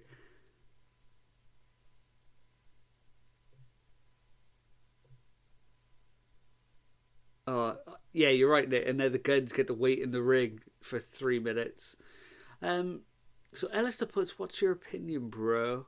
Oh, what your opinion, bro, on Alistair Black coming back to WWE? Heard that his contract's expiring soon. Yeah, I read about that. Alistair Black's one of those weird anomalies. Um, he's got the look, he's got the wrestling skills, he's got that X factor on top of all that. Um, and on his day, he can look amazing. He could look like a real superstar who you're gonna like chuck everything at and like make him your main guy. And then other times he seems to not look interested at all, or like I don't know. I don't know if it's like problems outside the ring. I don't know if he's just like he isn't that motivated. I don't know what it is with him, but there always seems to be something that holds him back. And I don't know because I'm obviously not privy to his personal life or anything, or what he's like backstage or anything. But there seems to be something because when he debuted in AEW, I thought, oh, here we go now. They're really going to strap a rocket to him, and he attacked Cody, and that was an amazing debut. But Nick puts, as JR would say, Black gets the boo boo face. Yeah, really strange.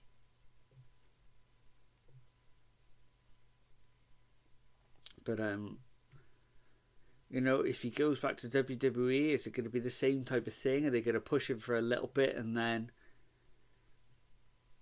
I don't know, whatever usually happens again, and then he falls out of favour? I don't know. Really don't know with him, but he's got all the talent in the world. They built a whole faction around him in AEW. They were pushing him as a single star at first, then they put the faction with him. Then he had time off, then he came back, then he had time off again. So it's always a bit stop-starty, and I don't know what it is.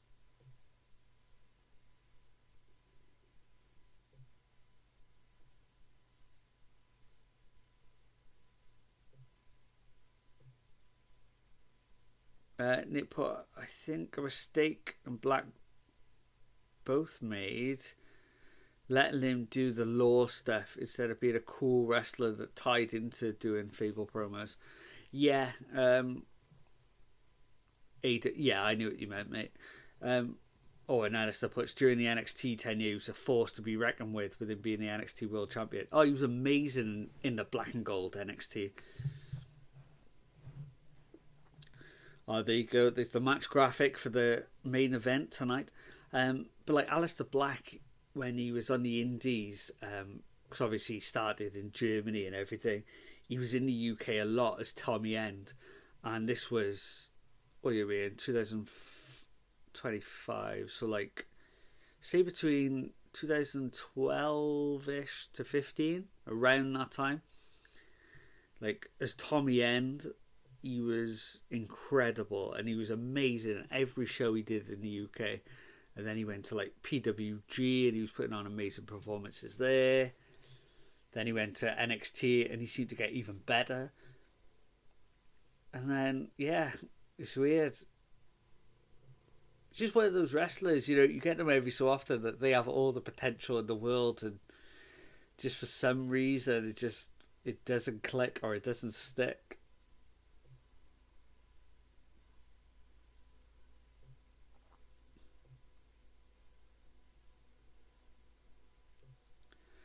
So here we are, the two, most annoying people in the world. Grayson Waller and Austin Theory. When I say the most annoying people in the world, I mean in storyline. There's a lot more irritating people than these two. That's their characters, being the most annoying people in the world, always winding people up.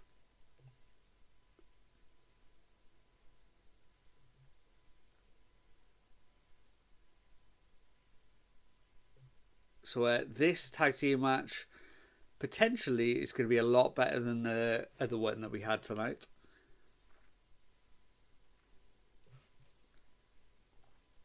Nick puts, again, I think it's too much of the law stuff. It's strange for them. It takes away from him. Yet with Julia Hart, it adds to her. Yeah, it's weird, isn't it? Some circumstances could... certain things could really benefit one wrestler but hinder another. The law stuff, it was the same with Bray Wyatt as well. As much as I loved Bray Wyatt, he wasn't as good a worker as Aleister Black. But linking them together, that law stuff, sometimes it was so much that it was too much. Do you know what I mean? It kind of,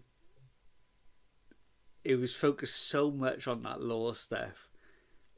You're like, no, just be cool. You are effortlessly cool.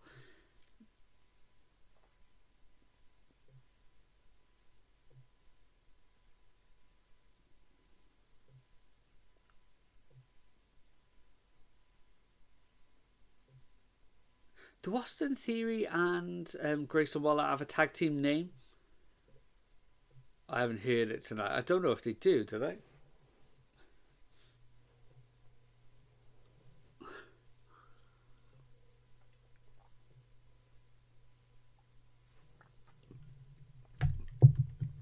Yeah, I see that, Nick. Again, that Wyatt family stuff that they used to have in the original NXT again was incredible. He was more like this cult leader. They were great. And even the Fiend stuff, I like some of that, but Firefly Funhouse stuff, it was a bit out there. And then when he was doing all the time traveling stuff in that match with John Cena, apparently that match took place in John Cena's mind. Yeah, it was all a bit too out there for me.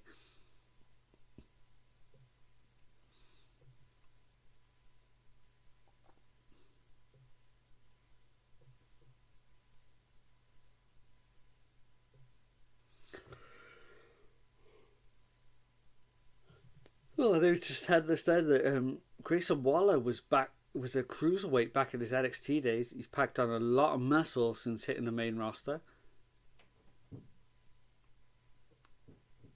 But Alex Shelley made the blind tag. So Alex Shelley is the legal man. And they double clothesline Grayson Waller to the outside. Alex Shelley, who is the legal man, standing on the ropes on the outside. Oh, but Austin Theory caught Chris Sabin and they're fighting on the other side of the ring now.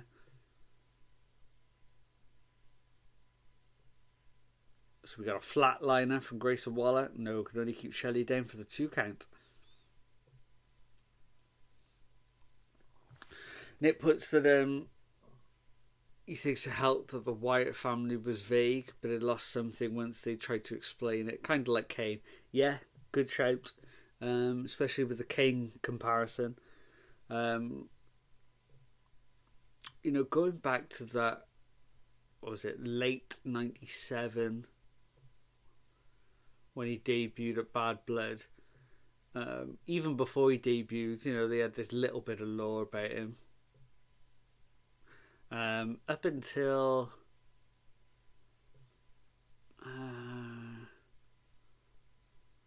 probably the night he won the title in '98, because he lost it the next night then.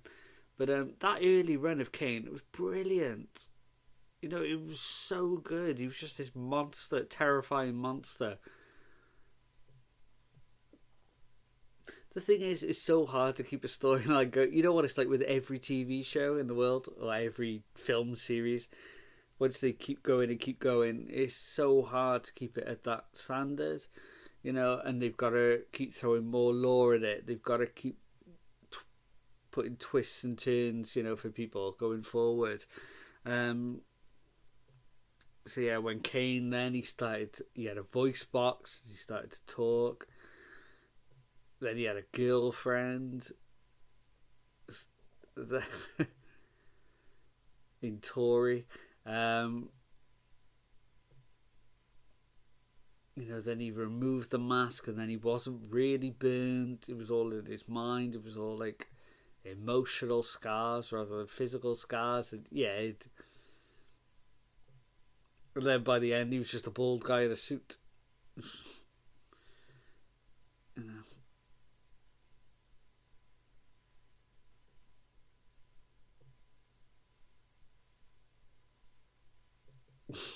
Yeah. Yeah, I was reading the comment then, like, I guess it's a hot take, but Kane was kind of a gimmick perfect for a build-up to lose to Undertaker, then go away. But Kane never actually went away. Like the territory days, Kane would be off to AWA. Yeah, it was, you know, they used to do that with Hogan in like 84 to 87 or something. You know, they used to bring people to Hogan. They'd have a quick couple of months feud, you know, go around the country, and then you wouldn't see them. They'd be gone, like people like Kamala and Bundy and whatever.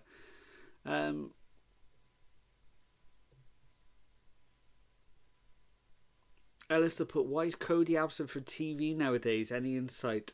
He's actually here tonight. He's going to be in the main event. It's a tag team match. So it's going to be Cody Rhodes and... Oh my god, I've seen it earlier. What was it? Cody Rhodes and Jimmy Uso. Not Jey Uso. Jimmy Uso. And they're facing Tama Tonga and Jacob Fatu. So it wasn't announced before. It's kind of just evolved through this show, and it's going to be the main event. Nick put, remember when WWE put out a book trying to explain all the conflicts information about Kane and Undertaker's backstory? Was it a comic book? Was it?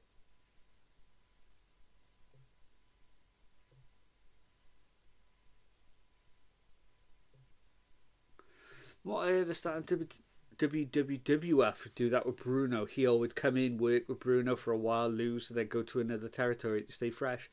Yeah. It was the same with Flair when he won the NWA title back in the day. You know, he used to go to different territories with the title. You know, they'd put their biggest babyface against it. He'd kind of nick a win, and then he'd move on to the next territory. You know, I think in those days you never kind of got bored of people. You know, I think now that WWE have got this massive thing with Netflix, they can almost do seasons with different wrestlers. You know, I know you're paying people, but they're going to pay them anyway, and they got such a big roster. You know, give more people time off so they can rebuild characters, work on storylines, you know, rather than having them constant. You know, like Kane, it felt like he never went away for about 20 years.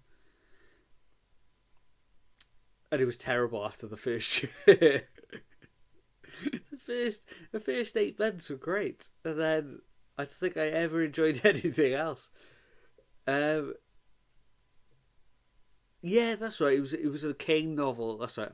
I've got some of the Taker comics. I don't think I ever completed the series. I got a few of the covers upstairs.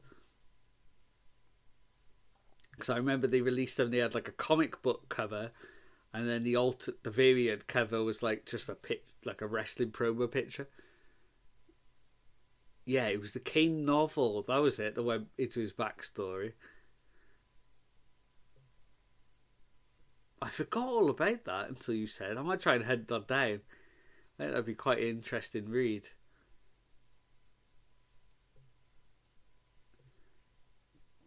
The Undertaker comic was mad, but I don't think it was ever as mad as the Ultimate Warrior one that he wrote himself.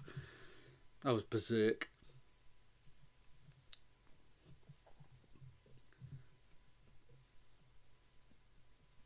I don't think they actually finished the Taker comics. Oh, okay. Yeah, that sounds about right.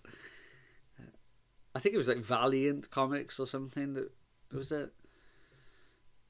I definitely got a few episodes. I don't even think I Taker didn't kidnap Santa. Yeah, that. If you ever want to dive into somebody's insane mind, the Ultimate Warrior comic book series is fantastic. Absolute madman.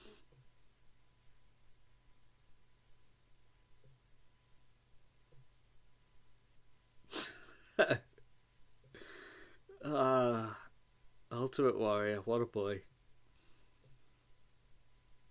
Nick, Nick, I missed your comment as well. The Territory Days guys would move around when WWF killed the territories. They were driven to hoard the talent. Yeah.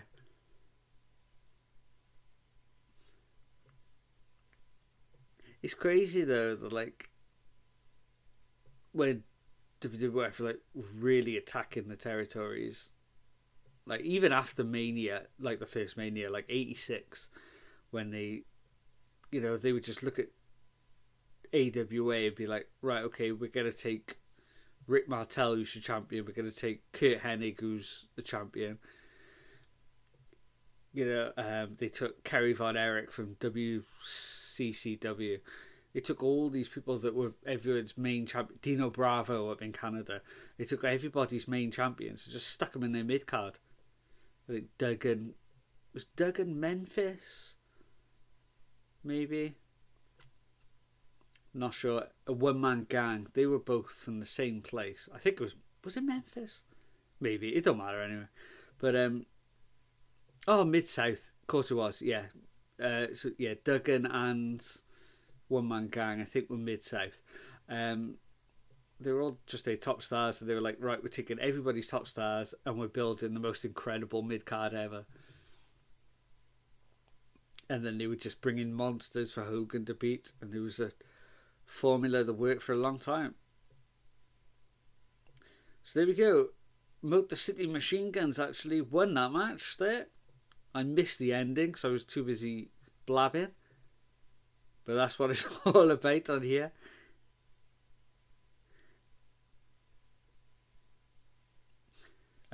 Even though I was talking mostly through that match, I'm still watching a lot of it. Motor City Machine Guns still haven't lost a step from their TNA days. Still as fast as ever. But a much, much better tag team match than the first one.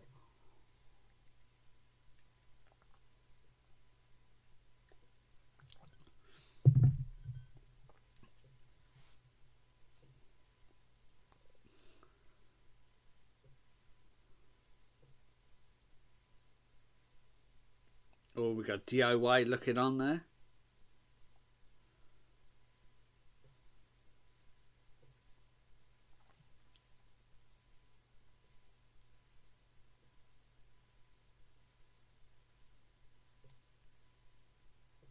So DIY arguing with Pretty Deadly in the back there. Look at the size difference. Look how small Johnny Gargano is.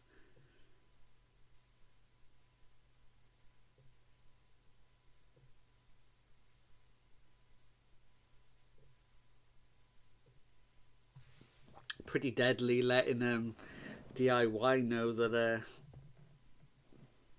they saved them last week, which saved them the title. They wish DIY could have returned the favour tonight for Deadly. Pretty Deadly.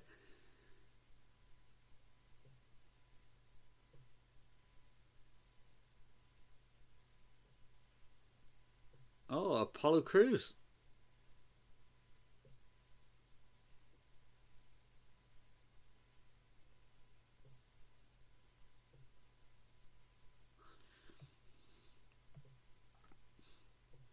He's one of those people that never really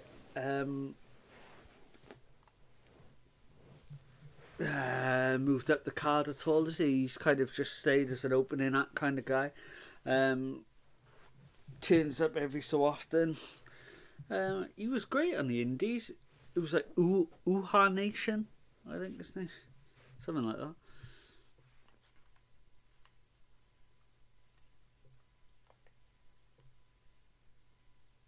Okay, so this is the graphic that they played earlier that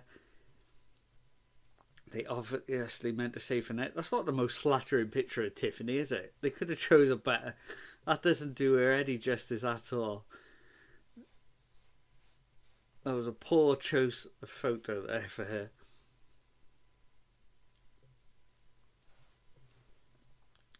So this is just a little trailer we got going on now for a few dates in the US, Cincinnati, and then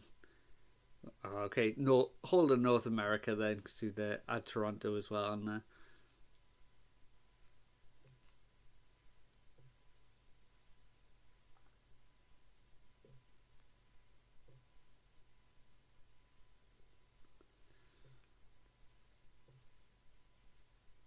There's 8 brand new shows there. Oh, and we go back to another advert. God bless you, WWE. God bless you. I was just about to look at the. If I right click there, let's see what other live streams we could potentially have coming up now. I click on live. Oh, for some reason it does this backwards on here. It drives me mad. So tomorrow night there's they're showing. Oh, it's the New Japan show, Battle in the Valley, which is the UK show. It's not the UK show. That's a lie. The US show. I don't know if I will do that. I think it starts at like 3 in the morning or something. Might have a look at it. Then we got Monday Night Raw next week, obviously AEW and everything. On the 25th of Jan, a couple of weeks, Saturday night's main event. I'll try and do that one. That would be a bigger one. And then obviously the Rumble then in February. Yeah, I don't know if there's anything on Wrestle Universe that's worth checking out. I don't think there's any more New Japan shows the rest of the month on their schedule. I think it's just that one tomorrow night. GCW have got their Hammersmith Ballroom show. That might be worth checking out.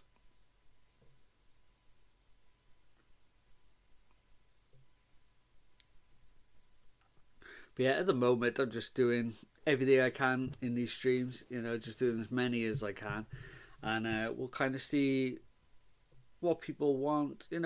We'll just do it for ages, and then we'll see what kind of pattern we fall into and what people want from this channel with regarding the live streams. Like I said last time, I'm going to be watching the shows anyway, so may as well stream and get some things on this channel going at the same time. Right, so let's look at the countdown that they've got here. 36 seconds, and then we will be back in action.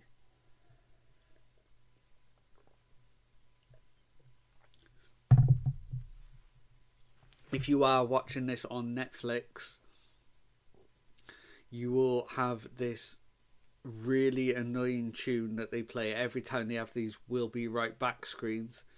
When you're on the phone to like places and they put on that hold music, it's like that constantly. It's awful. Yeah, I think I could have that tune stuck in my head when I go to bed tonight.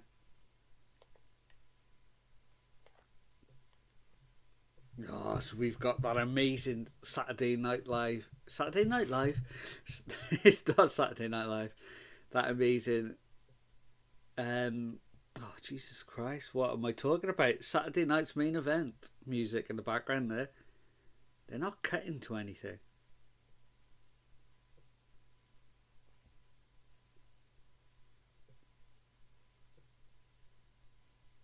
That was a weird cut. It was as if they meant to put a graphic or something on the screen.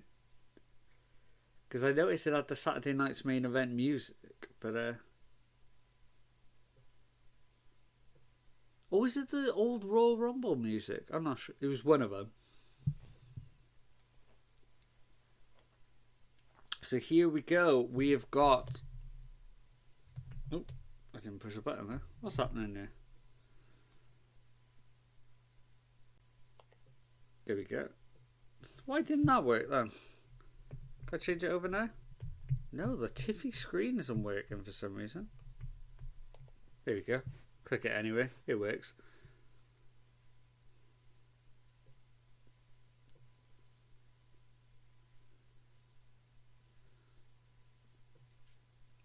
So here's the new women's champion. Shocking the world by cashing in last week.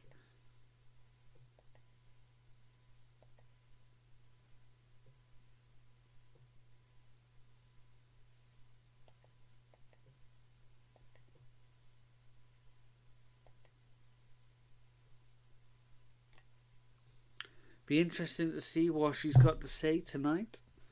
Or, well, even more interesting will be who interrupts what she has to say. Is it going to be Nia Jax coming down demanding a rematch?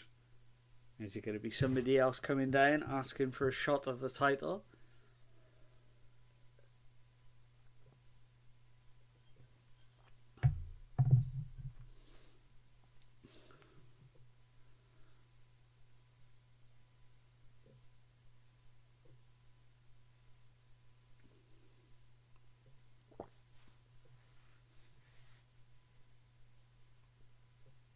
Ugh. If she could not do that Tiffy time chant again, that would be amazing. That was awful.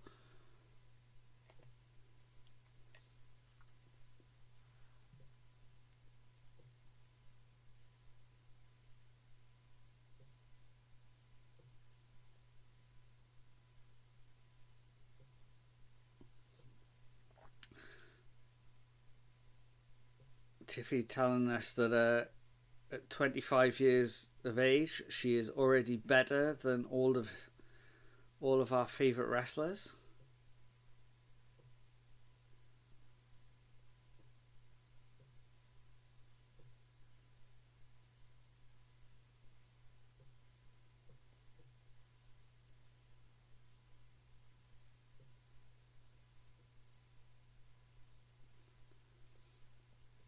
Okay, Tiffany telling us that she befriended Nia Jax on purpose. So, obviously, to lead her to a false sense of security.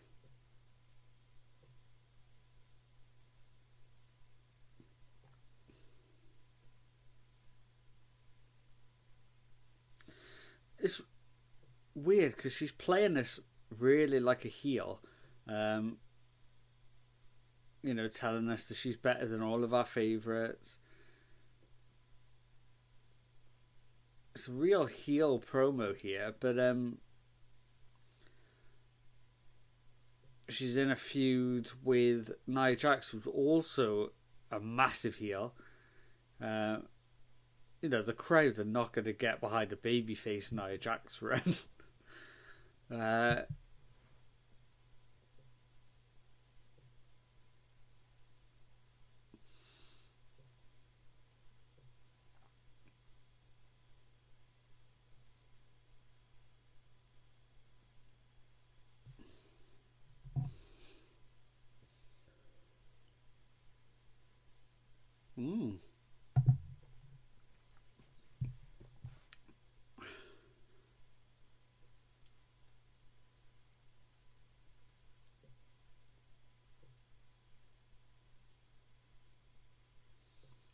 Nia Jax telling us that she made Tiffy.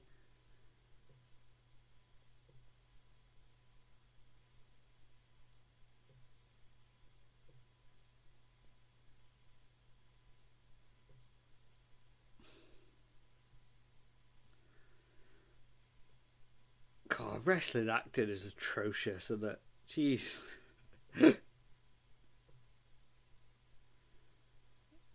Oh, Batman in the crowd there, giving the thumbs down to Nia. I agree with you, Batman.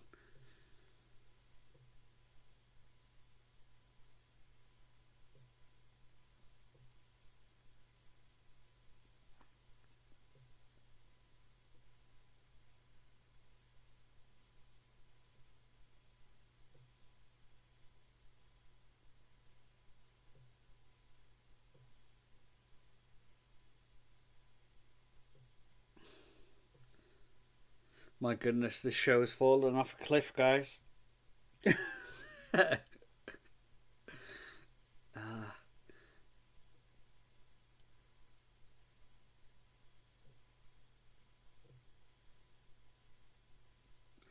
Nick put Black Adam made it clear no one with ties to DC would be in favour of anyone related to The Rock. I still haven't seen Black Adam. I saw half of it on a plane and I fell asleep. I haven't got back to it yet. That may say it all. I can't even remember the bit that I did watch. Okay, so we've got Bailey out here now.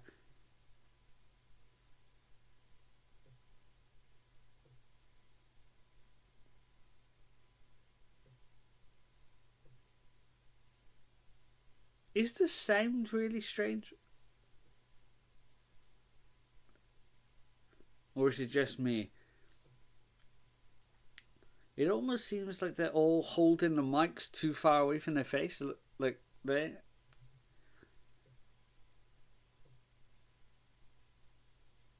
Well, it's a bit better now.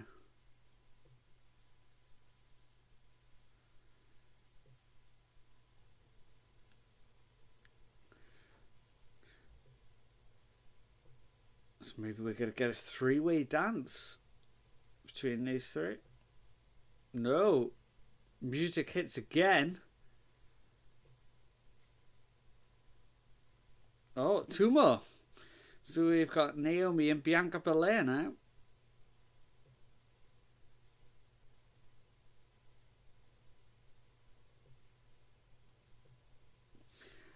Nick put, I saw a video about Rock's acting. He's just The Rock. Only one Rock is a cop. Another Rock is a superhero. Third Rock flies helicopters. Yeah, he is. I can't say that I don't like him in films, though. I do. Because he is just so charismatic, you know. He is great in films. But yeah, he just plays himself, basically. I was talking about this the other day, actually. What was I talking about? Wasn't... Oh, Jeff Goldblum. I don't think Jeff Goldblum's a particularly good actor, but because he just plays himself in everything. It's just, oh, this is Jeff Goldblum now in the film. But he's the same. Like, yeah, you kind of don't mind. I guess you know what you're gonna get. Oh, so it's all hell's broken loose here, and Tiffany Stratton just busted out the BME and took out everyone. She took out Naomi, Bianca, Nia Jax, Bailey. And she's making her way back down the entrance here. Oh, but here's Nick Aldis. He's going to announce something.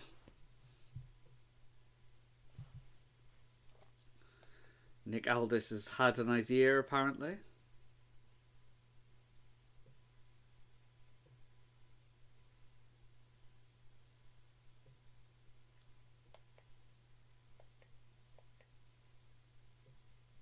Okay.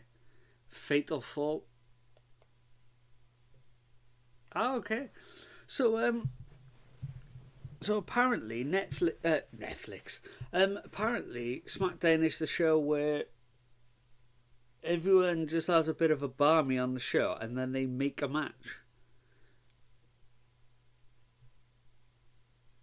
Kind of random, but we're going to get a fatal four-way match between the four women that Tiffany just took out.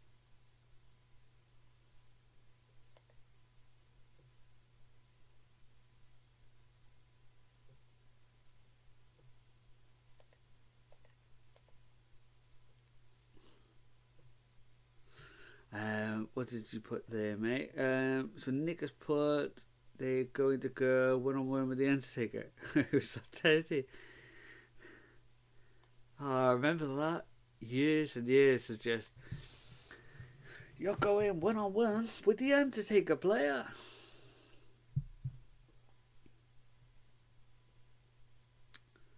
Yeah, constant.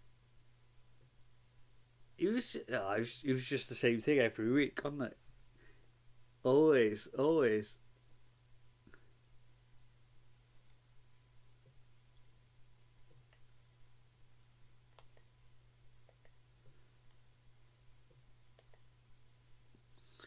So we're in the middle of one of these amazing advert sections again. It is 5 minutes past 3 in the morning here in the UK. We are thankfully in the last hour of this show now. So we've got this four-way match, then we've got the big tag team match. Nothing else is announced for this show, so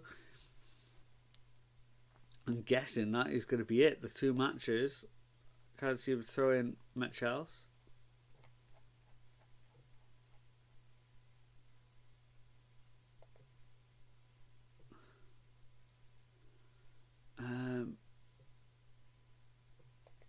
Does anybody know what the thoughts are on SmackDown tonight? On the general consensus online?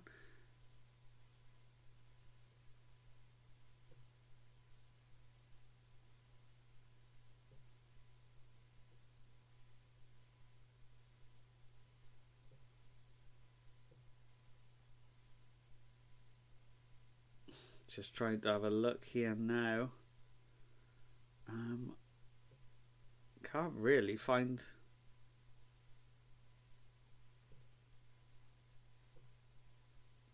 Doesn't seem to be the most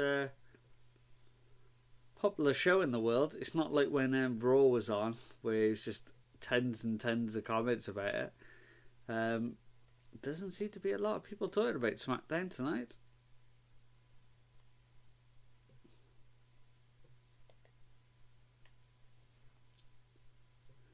Let's have a look, see if it's trending. Oh, okay, it's number one trending thing, so people are talking about it. Let's have a look, see what the general comments are. Yeah, let's look at the latest comments to see if there's anything. Somebody saying Tiffy brought the show back tonight. Don't know about that, but okay.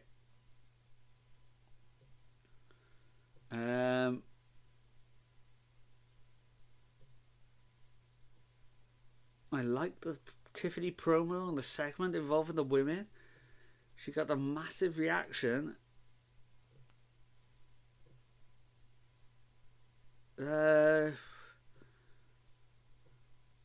Okay.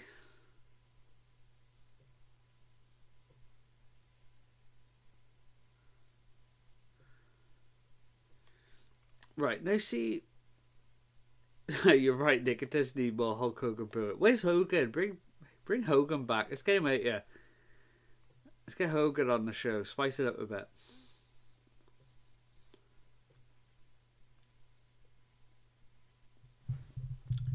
I get different opinions on things and in wrestling as well. Oh God, Nia Jax just did a double suplex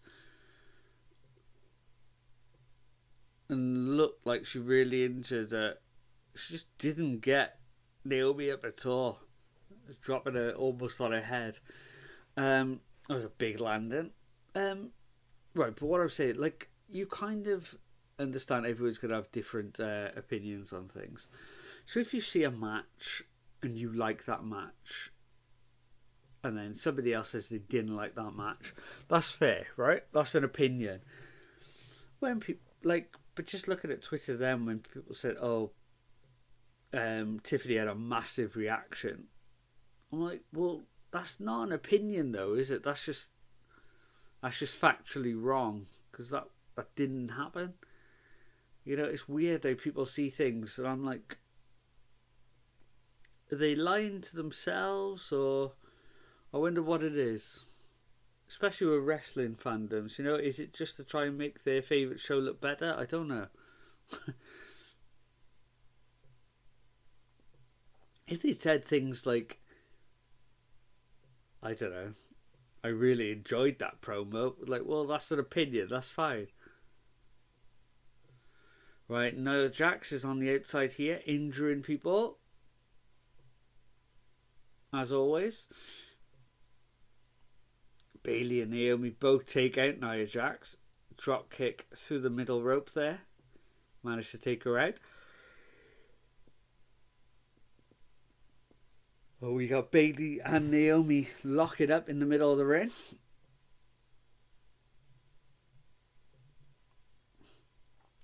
Yeah, I think you're right, Nick.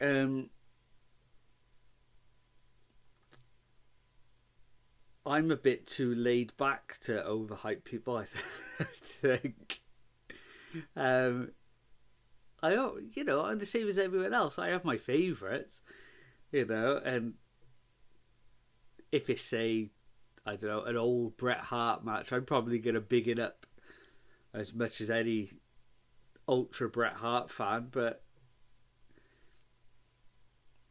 if you don't like it, I'm not going to lose my mind over it.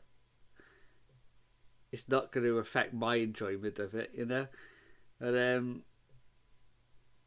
but yeah, sometimes I feel like yeah, you're right, if it's somebody's favourite, they just overhype them to the world, you know?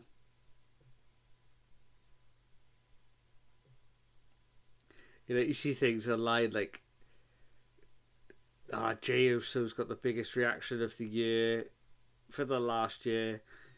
He should be WWE champion and have a 2-year run. And I'm like, whoa, calm down there, Nelly.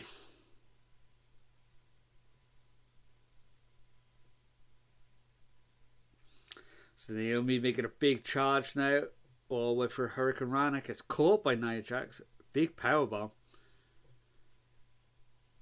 I swear if I had $1 for every random WWE woman is better than Ospreay tweet that I see. Yeah. That's it. Like, you can have your favourites, but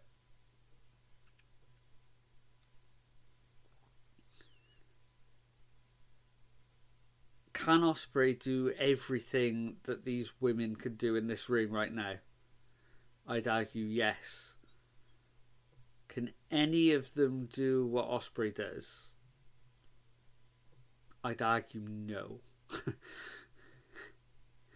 That's the best way to put it. Bianca with 10 punches to the shoulder blades in the corner, missing the head. What a sit-down powerbomb from Nia Jax. That looked pretty good. What a running knee from Bayley. That looked quite good there.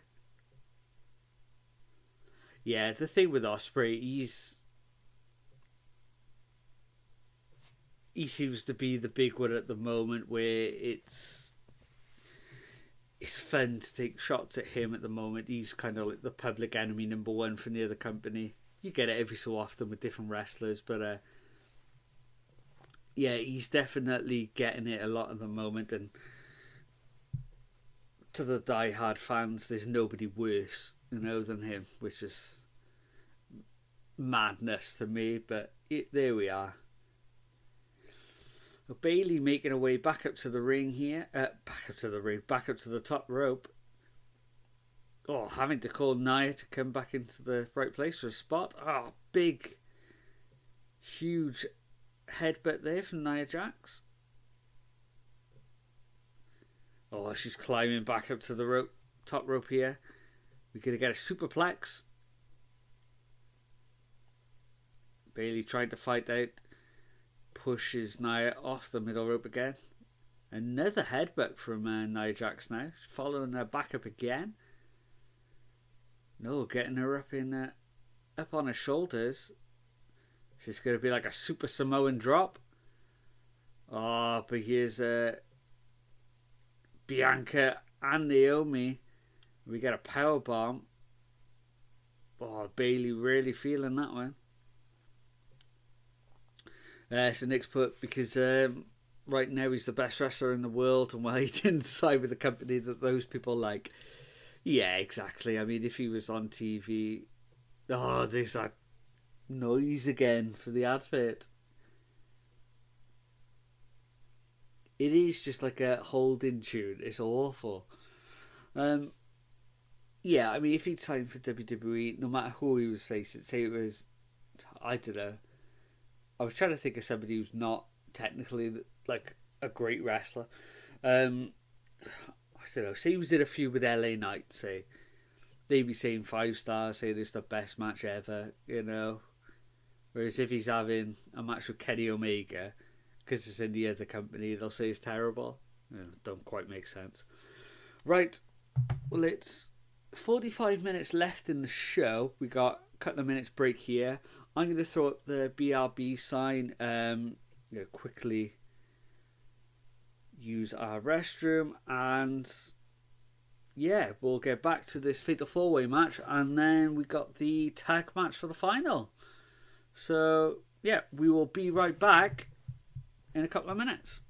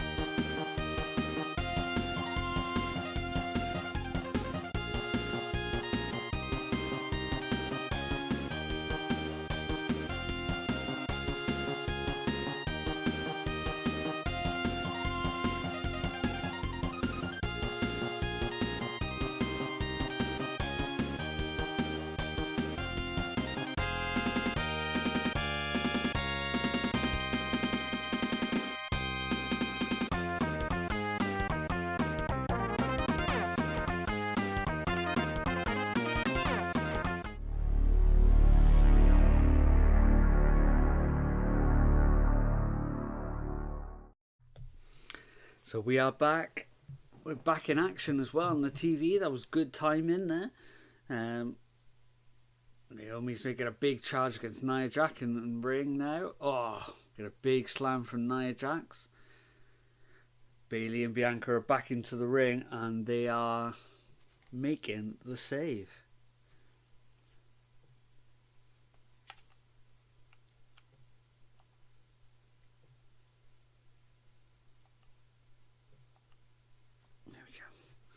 Right.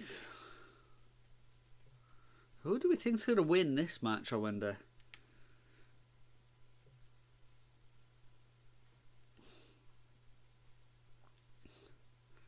Bayley and Bianca both teaming up on Nia Jax. Managed to double shoulder block her to the outside. And we're going to get a standoff between Bayley and Bianca. Oh, they're delivering stiff forearm shots to each other. Oh, who's going to get the move off first? No, Bianca tried to get her up for a suplex, but Bayley manages to roll through, get a 2 count. Oh, she went for the Bayley to Bayley, couldn't quite get it. Bianca tried to get her up onto her shoulders for the KOD.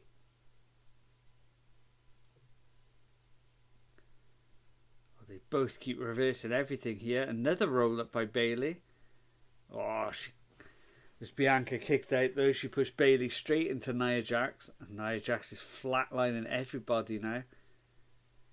Naomi's trying to get some flying elbows and a step up enziguri onto Nia Jax. But she still doesn't go down. Oh, Naomi finally manages to get her off her feet with a Russian leg sweep.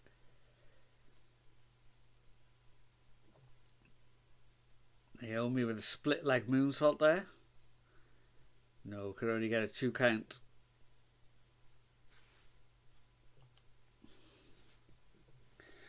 Bayley up on the top rope with a big elbow onto Nia Jax. Could she steal a win? No, broken up by Naomi. Bianca Belair up to the top. Oh, 450. Oh, she hit her knees hard on the mat there. That seemed to be a tough landing. Oh, and they all try and cover Nia Jax at the same time.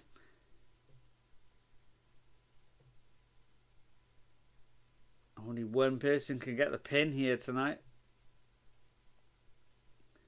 Oh, and Candice LeRae's making her way down to the ring.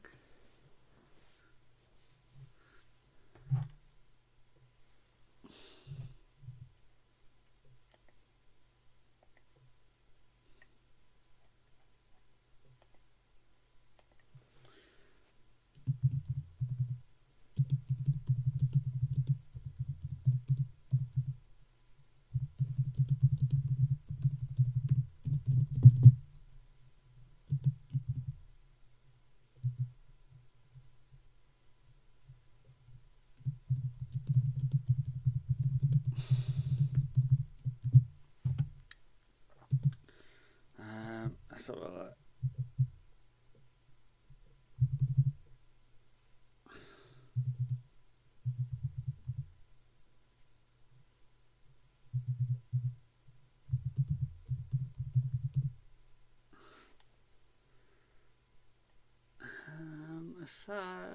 Let's open this a second.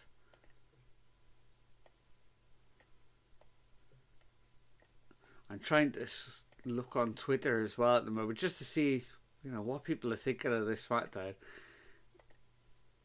Because I can't say it's doing it for me at the moment.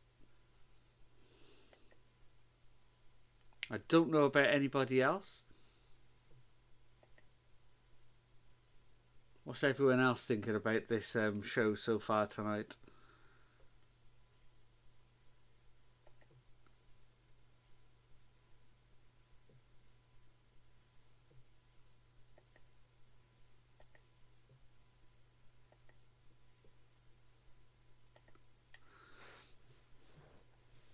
So Bianca makes a save this time.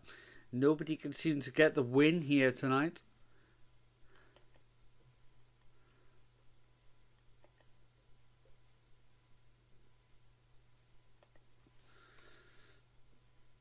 I mean, shots like that, though, do make the arena look massive, don't they? I know a lot, big parts of that crowd were blacked out there by the look of it.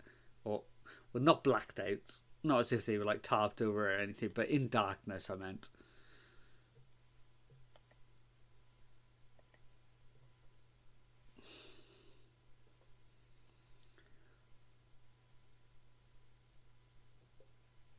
Naomi with a drop kick onto Nia Jax there. Oh, a big knee from Bayley.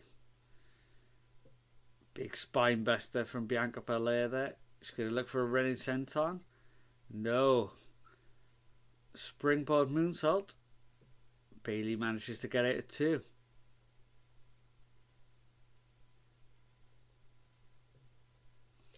I haven't got a screen up for this or a match graphic for this because it was announced so late in the day. It was actually announced while the show was going. What are we saying for this match? Probably the best match of the night so far. Candice LeRae interfering in the match. She's got hold of Bianca's hair. Oh, but as she let go, Bianca actually attacked or hit Naomi with the hair.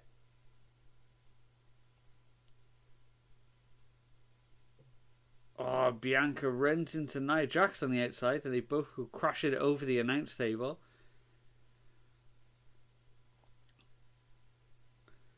Got a rose plant from Bayley, and Bayley stole it. Bayley's got the win.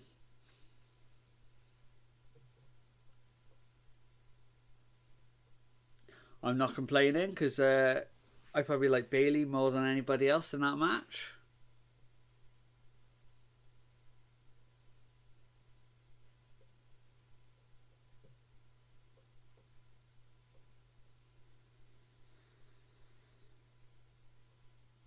So Bayley, the number 1 contender now, should be looking to take on Tiffany Stratton.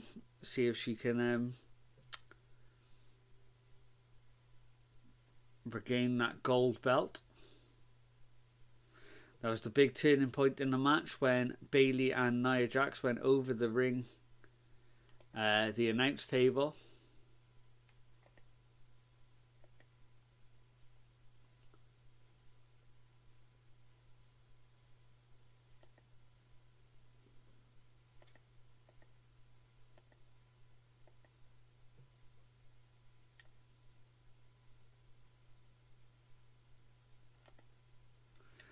So we cut back to Cody Rhodes backstage.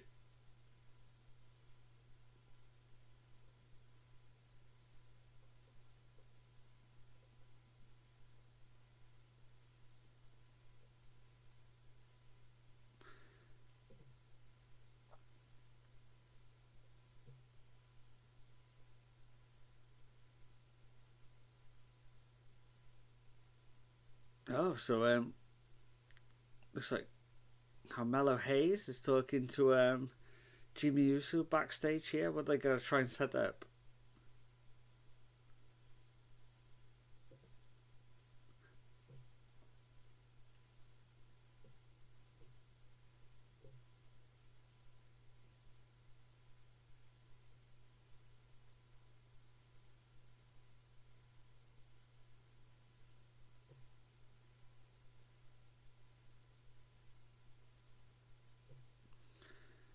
Okay, that was a completely useless promo, backstage one there. I try not to be negative about this show, but it hasn't been the best WWE Smackdown I've ever seen, put it this way. The main event should be half decent though. Got Cody Rhodes and Jimmy Uso versus Jacob Fatu and Tama Tonga. So it should be half decent.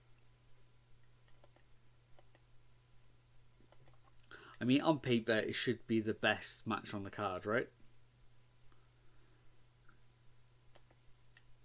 We think. If it's not now, then it lets us down. We are in trouble, guys. So we got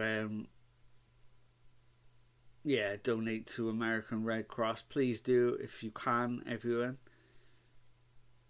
It's absolutely awful what's happening at the moment. Oh, fantastic! Another set of adverts. That's exactly what we needed since the 3.5 minutes since we had the last one. Right, what was I going to say? Nick puts, I think they should hold the match in the ring and not on paper. It would be handy.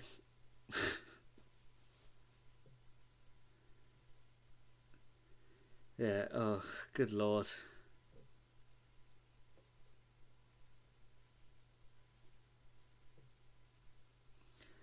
That sounds like a threat, Nick. Only 24 more ad breaks before the end of the show. What we got? We got 30 minutes left, so yeah, they could probably... Yeah, they could cram in another 25, I think.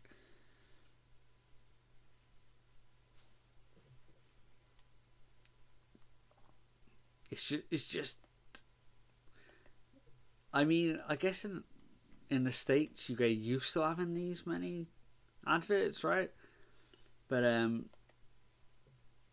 oh my god, it's unbearable. I don't know how you do it.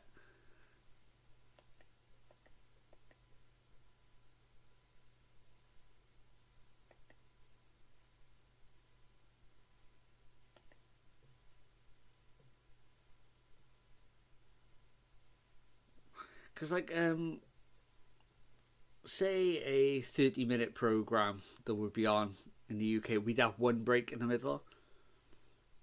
It'd be like at the halfway mark of that half-hour show. Yeah, and I remember when we were in the States, they'd have like an advert, like right at the end of a program, then come back, and it would be like the credits of the program you just watched. It was really strange. Like we've never had anything like that in the UK. It's weird. It's really strange.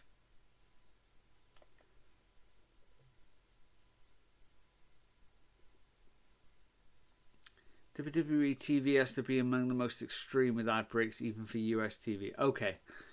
Alright. Just so I know. Yeah, because this is crazy. There's been more ad breaks than anything, haven't there?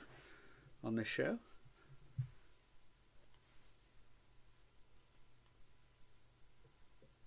I know it's been 2.5 hours, but we've had, what? 4 matches, is it? Oh no, we had a couple of tag team matches as well. Not the best. No, not the best night we've ever had, but it's all right. It's not too bad. I've definitely watched worse. I've definitely watched worse. We'll take that as a positive.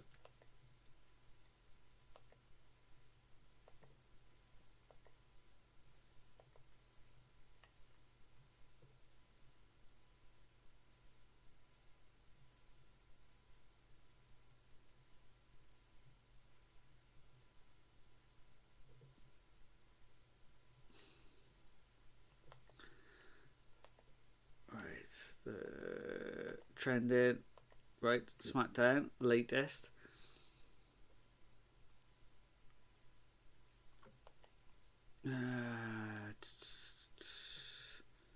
Let's see what everyone's saying. Somebody says they're sick of seeing Bailey in the title picture.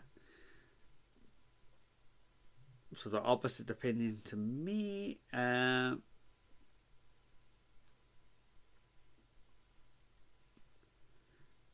Okay, so somebody just put, if you're complaining about a 3-hour show, go to bed. You're old. Okay. I wouldn't say it's because I'm old. I'd just say because nothing's great is happening.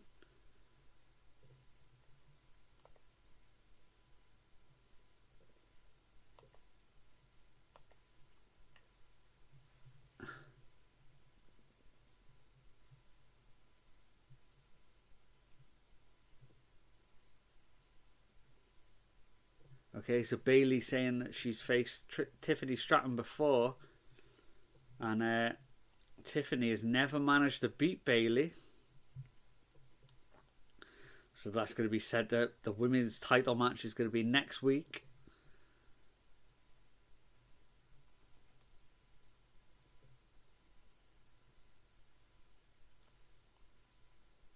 Okay, and Los Gaza are going to be back in action, facing off against the winners of the other match, which was the Motor City Machine Guns.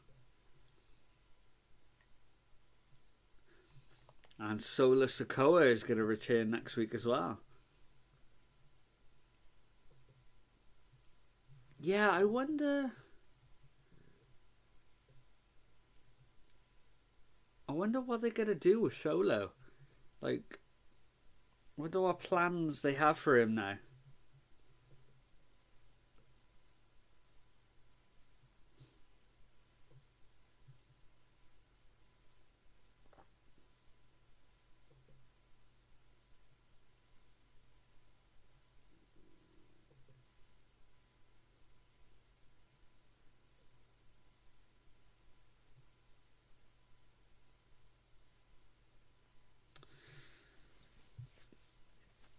Jacob Fatu there with a Nightmare on Elm Street reference in his promo. Thinking about what did he say? What did he say? You better wake up. This is not your nightmare. No, not your Nightmare on Elm Street. I feel like he got the wording wrong somewhere there. It didn't quite sound right.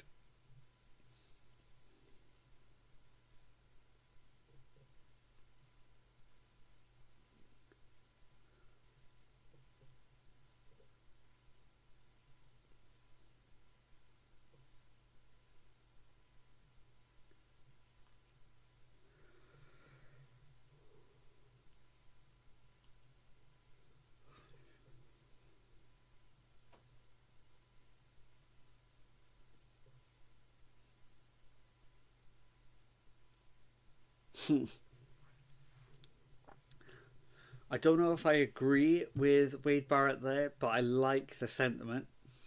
He said that you don't usually hear Jacob Fatu speak, but now I've heard him speak, he's more terrifying than ever. I got the opposite opinion, but I like the way he tried to spin that. That's what he should have said. That was a money line.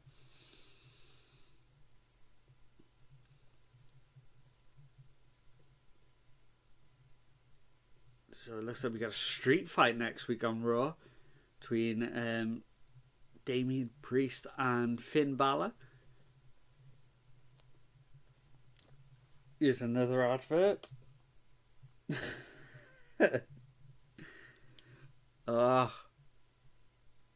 It's...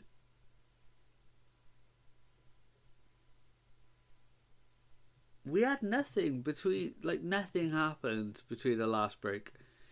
Okay, Nick puts, I remember in MLW when they started letting Fatu speak, I thought it just took away from his aura.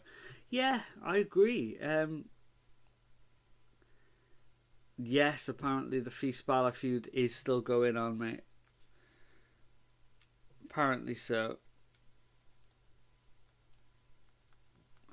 Switch that off. I don't need that on now.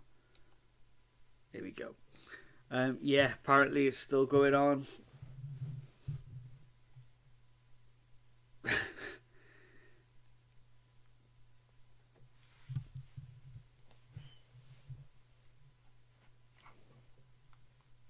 Yeah, they always seem to ruin characters by making sure they have to speak. Where some you just don't have to, you know.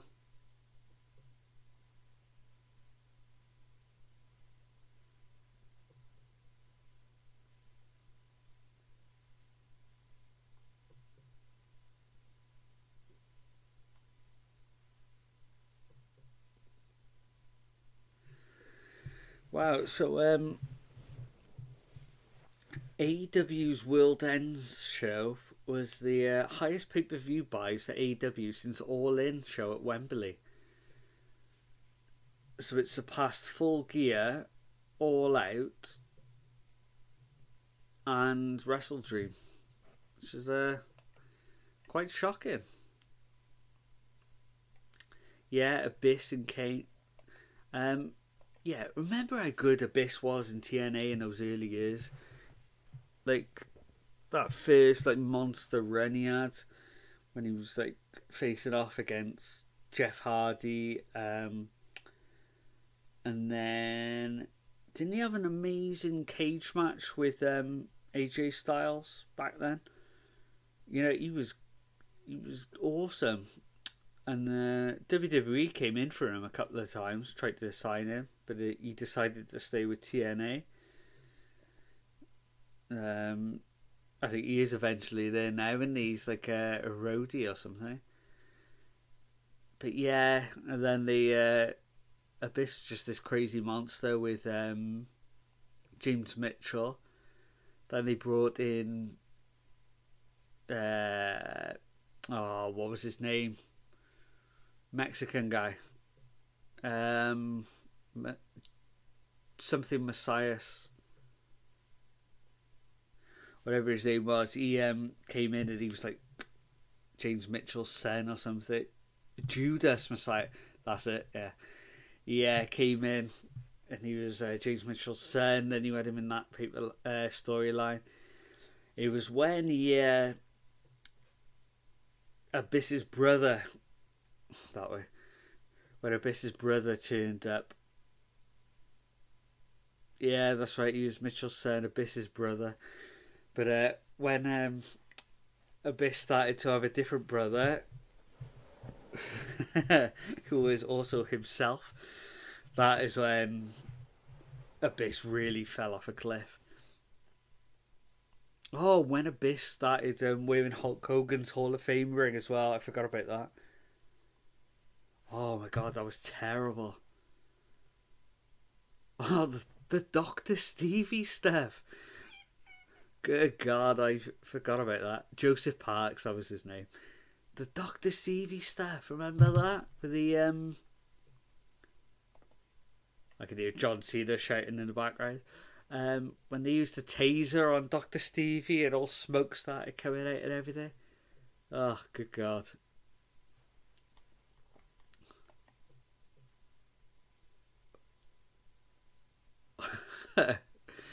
Oh, that Hulk Hogan TNA run. Good god. I remember when like just before Hogan came in, he was like known he was gonna come in. Oh, okay, the Cody Rhodes Kevin Owens match is gonna be a ladder match at the Rumble. Okay, nice.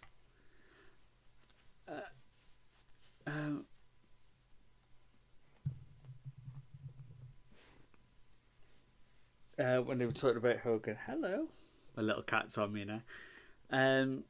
When they were talking Hulk Hogan, yeah. So just before he came into TNA, and they kind of knew he was going to come in, but he hadn't actually been on screen or anything yet, and they just kind of let the talent just do what they want for a few weeks. And we had like Kurt Angle versus Nigel McGuinness. It was awesome. It was like the best few weeks of TNA that they'd had in years and years. But then Hogan came in, and all of a sudden Jim Neidhart was back, and the Nasty Boys were there. Oh. And Bubba the Love Sponge. Oh. Yeah. Best forget about that year. I have watched a lot of terrible wrestling over the years. So whenever people talk about how bad WWE is now or how bad AEW is now, nope. Not having it.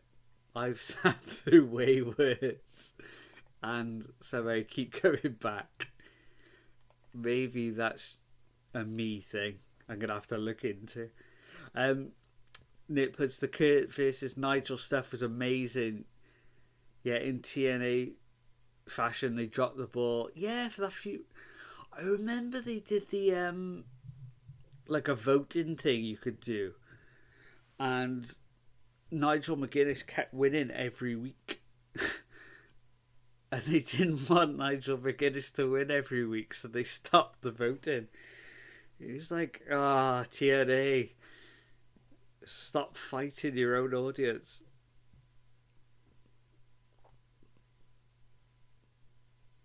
Cody Rhodes giving off his weight belt to a little kid who was dressed as him in the front row there. So there we go. The fourth time tonight that Cody Rhodes' music has played. If they get the win tonight, which I wouldn't be surprised if they do, we're going to hear that music for the fifth time.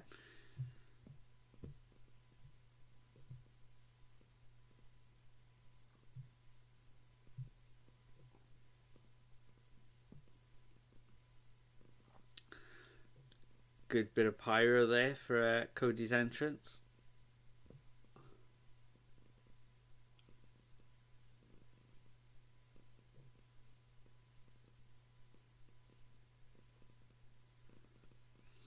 Who's the other member of the Bloodline that I can't think of his name?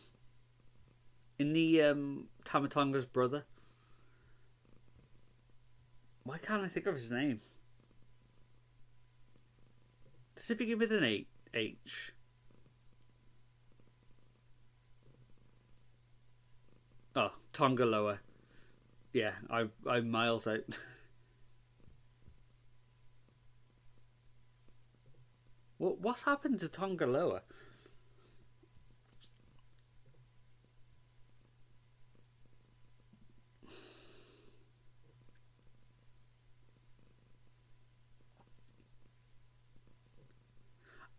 That's where I was getting the names, but that's why I was getting it all confused. I knew it started with an H. Yeah, so he's the one that's not there. Okay, right. Oh, big delayed vertical suplex from Cody Rhodes. No, facebuster. Dropped him forwards instead of backwards. Oh, Tongaloa and Cody Rhodes trading wrist locks here.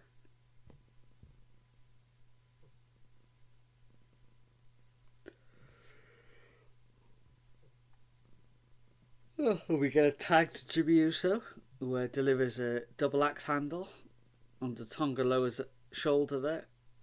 Tongaloa fighting back. Oh, stiff looking elbows. Oh, followed by 4 headbutts. And now an even more vicious man, and Jacob Fatu comes in. Oh, we get a big splash in the corner.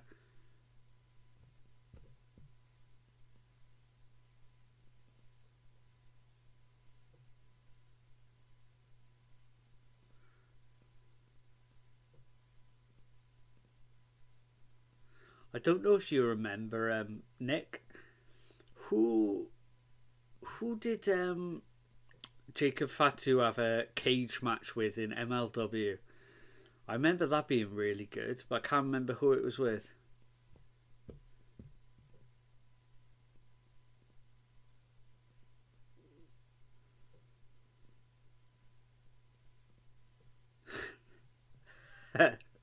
Oh, that's another advert. Good grief. You weren't far off in your prediction there, Nick. They have almost managed to have about 25 adverts. It's impressive.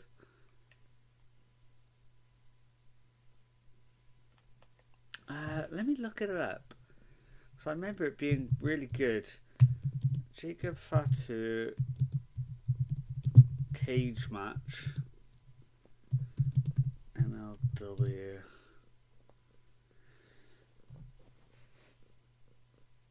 I thought he was just going to come back with the website of all different cage matches then.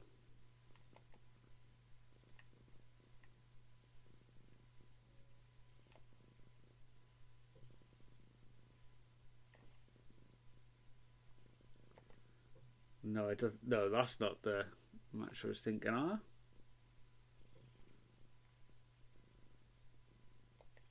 Or was it?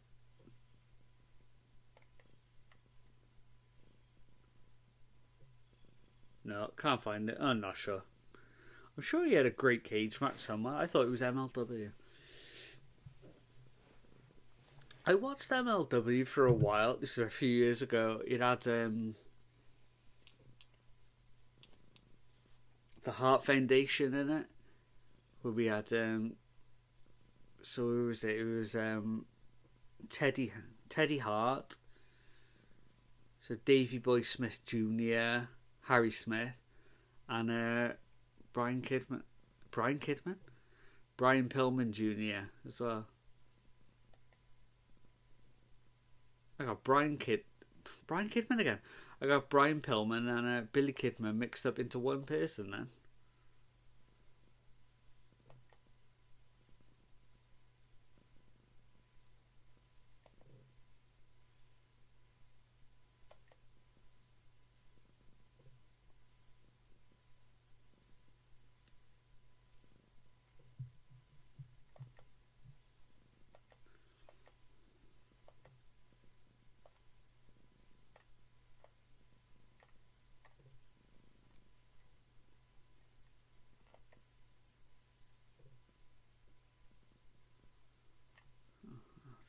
Okay.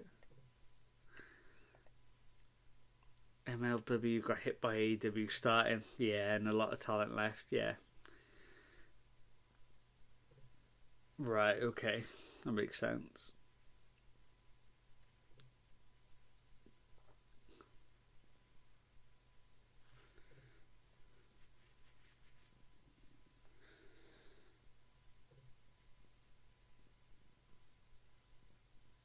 Well, that's it. I mean, it was the same with companies like PWG, wasn't it? I mean, anybody that was big there, they just got picked up by AEW when they started. You know, it happens whenever any major company starts up. You know, that kind of is just the nature of the beast. Oh, Tamatonga with a massive jumping dropkick to Cody Rhodes there. Got some real height on that then.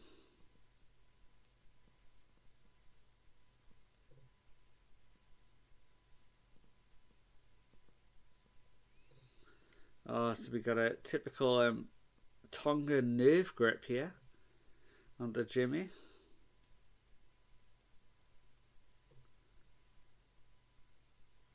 Oh, Super Dragon. Things going on, plus COVID, which all hurt PWG as well. Yeah.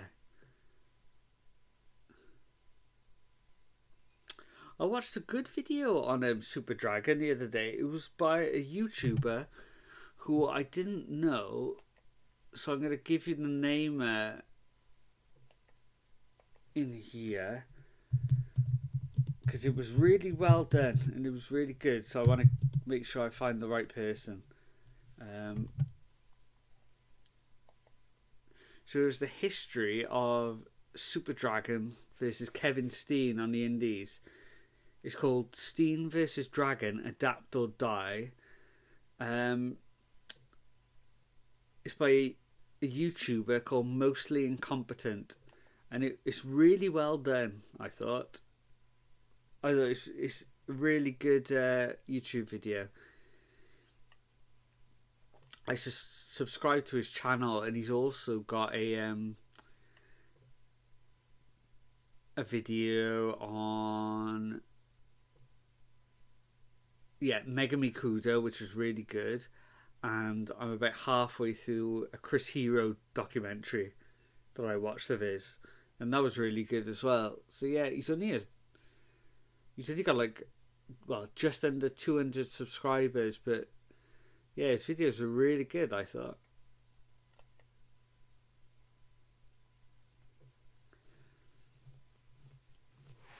So Jacob Fatu has lifted up Jimmy Uso up onto the top rope here. He's sitting on the top turnbuckle with his back to the ring.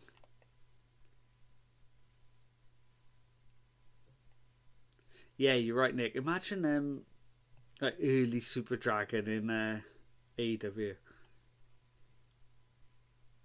Oh, imagine how brutal the matches would have looked to Super Dragon and Darby Allin.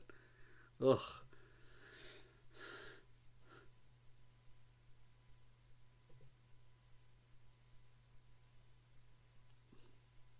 Jimmy Uso still on that top rope. Oh, we get a corkscrew senton back into the ring. Takes out the Samoan werewolf.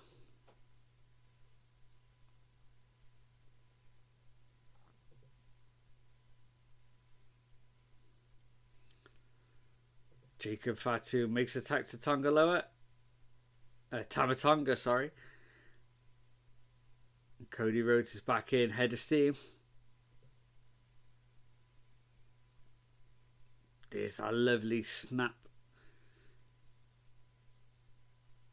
takeover by Cody Rhodes there, looking for the Cody cutter. No, he goes for the kick instead. Big disaster kick off a second rope.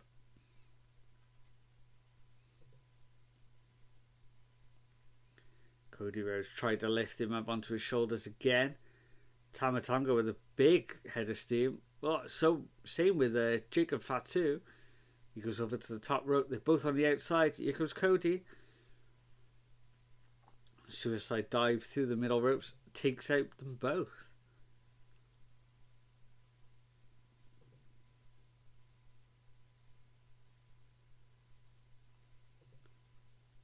Well, that's cool. So we got a little tonight's headlines coming up on the screen.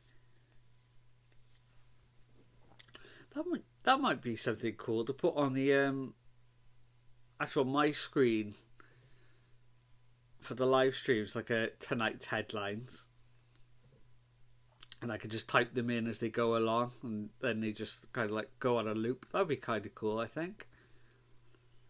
Maybe put like a little strip across the top of the screen or something. Maybe that'll be less distracting. I don't know.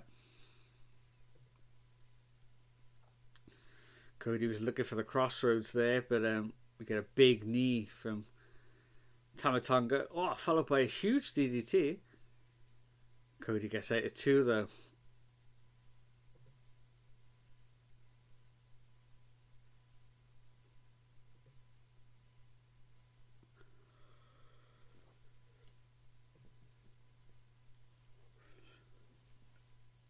So we've only got about 5 minutes left in this show here.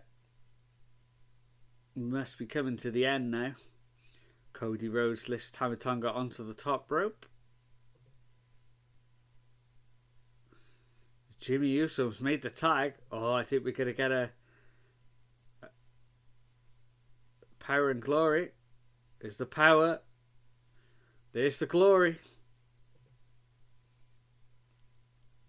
Oh, but Jacob Fatu's back in. Breaks up the count. What's Cody going for here? Oh, super Cody cutter off the top rope. Knocked into the outside. Here goes Jimmy. Suicide dive through the middle ropes. Takes out Jacob Fatu. Goes flying over the announce table.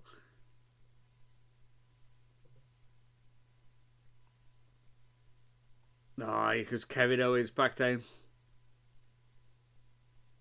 Cody meets him in the entranceway there. And they're having a fist fight. Looks like they're going to go... Oh, they've made their way all the way to the back. Tamatonga went for a quick roll-up win on Jimmy Uso now. But Jufi managed to get out. And Jimmy is... Ah, big Uso splash off the top. Can he get the win? No, Jacob Fatu's back up. Jacob Fatu tags in. He's got Jimmy on the outside though. Smashes his face into the announce table.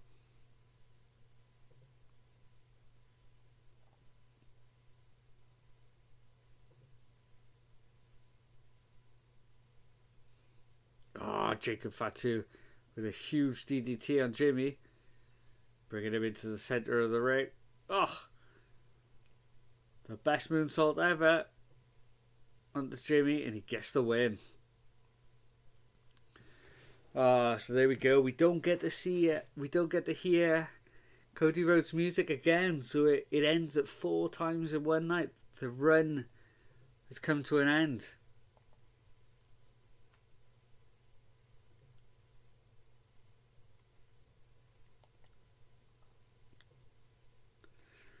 Oh, so Kevin Owens and Cody Rhodes are still fighting in the back.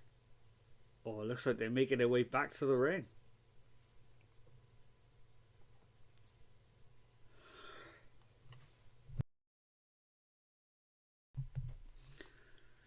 I hope that cough better worked. I hope that was right.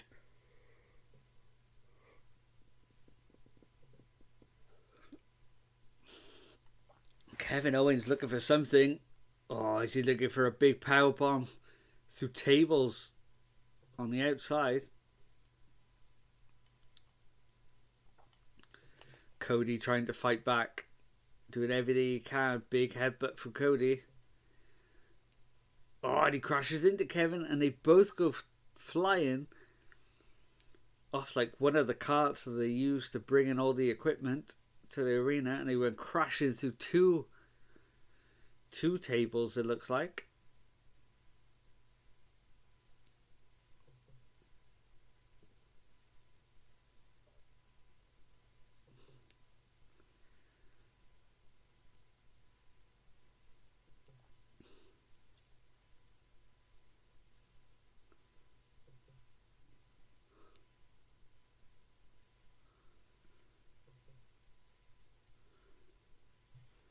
So they both went crashing through the table. We got a load of security and officials here. Oh, and there we go. There's the executive producer sign.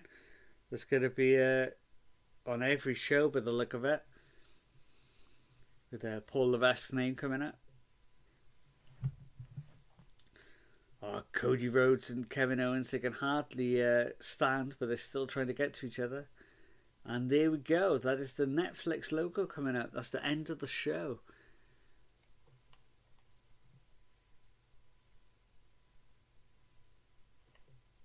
So, oh, there we go. We've got an advert for Cocaine Bear. Fantastic. What a film. Yeah. That was definitely a Smackdown. Not the greatest show I've ever seen, I'll put it that way. What was the best match on the card? That one was kind of a nothing match as well, to be honest.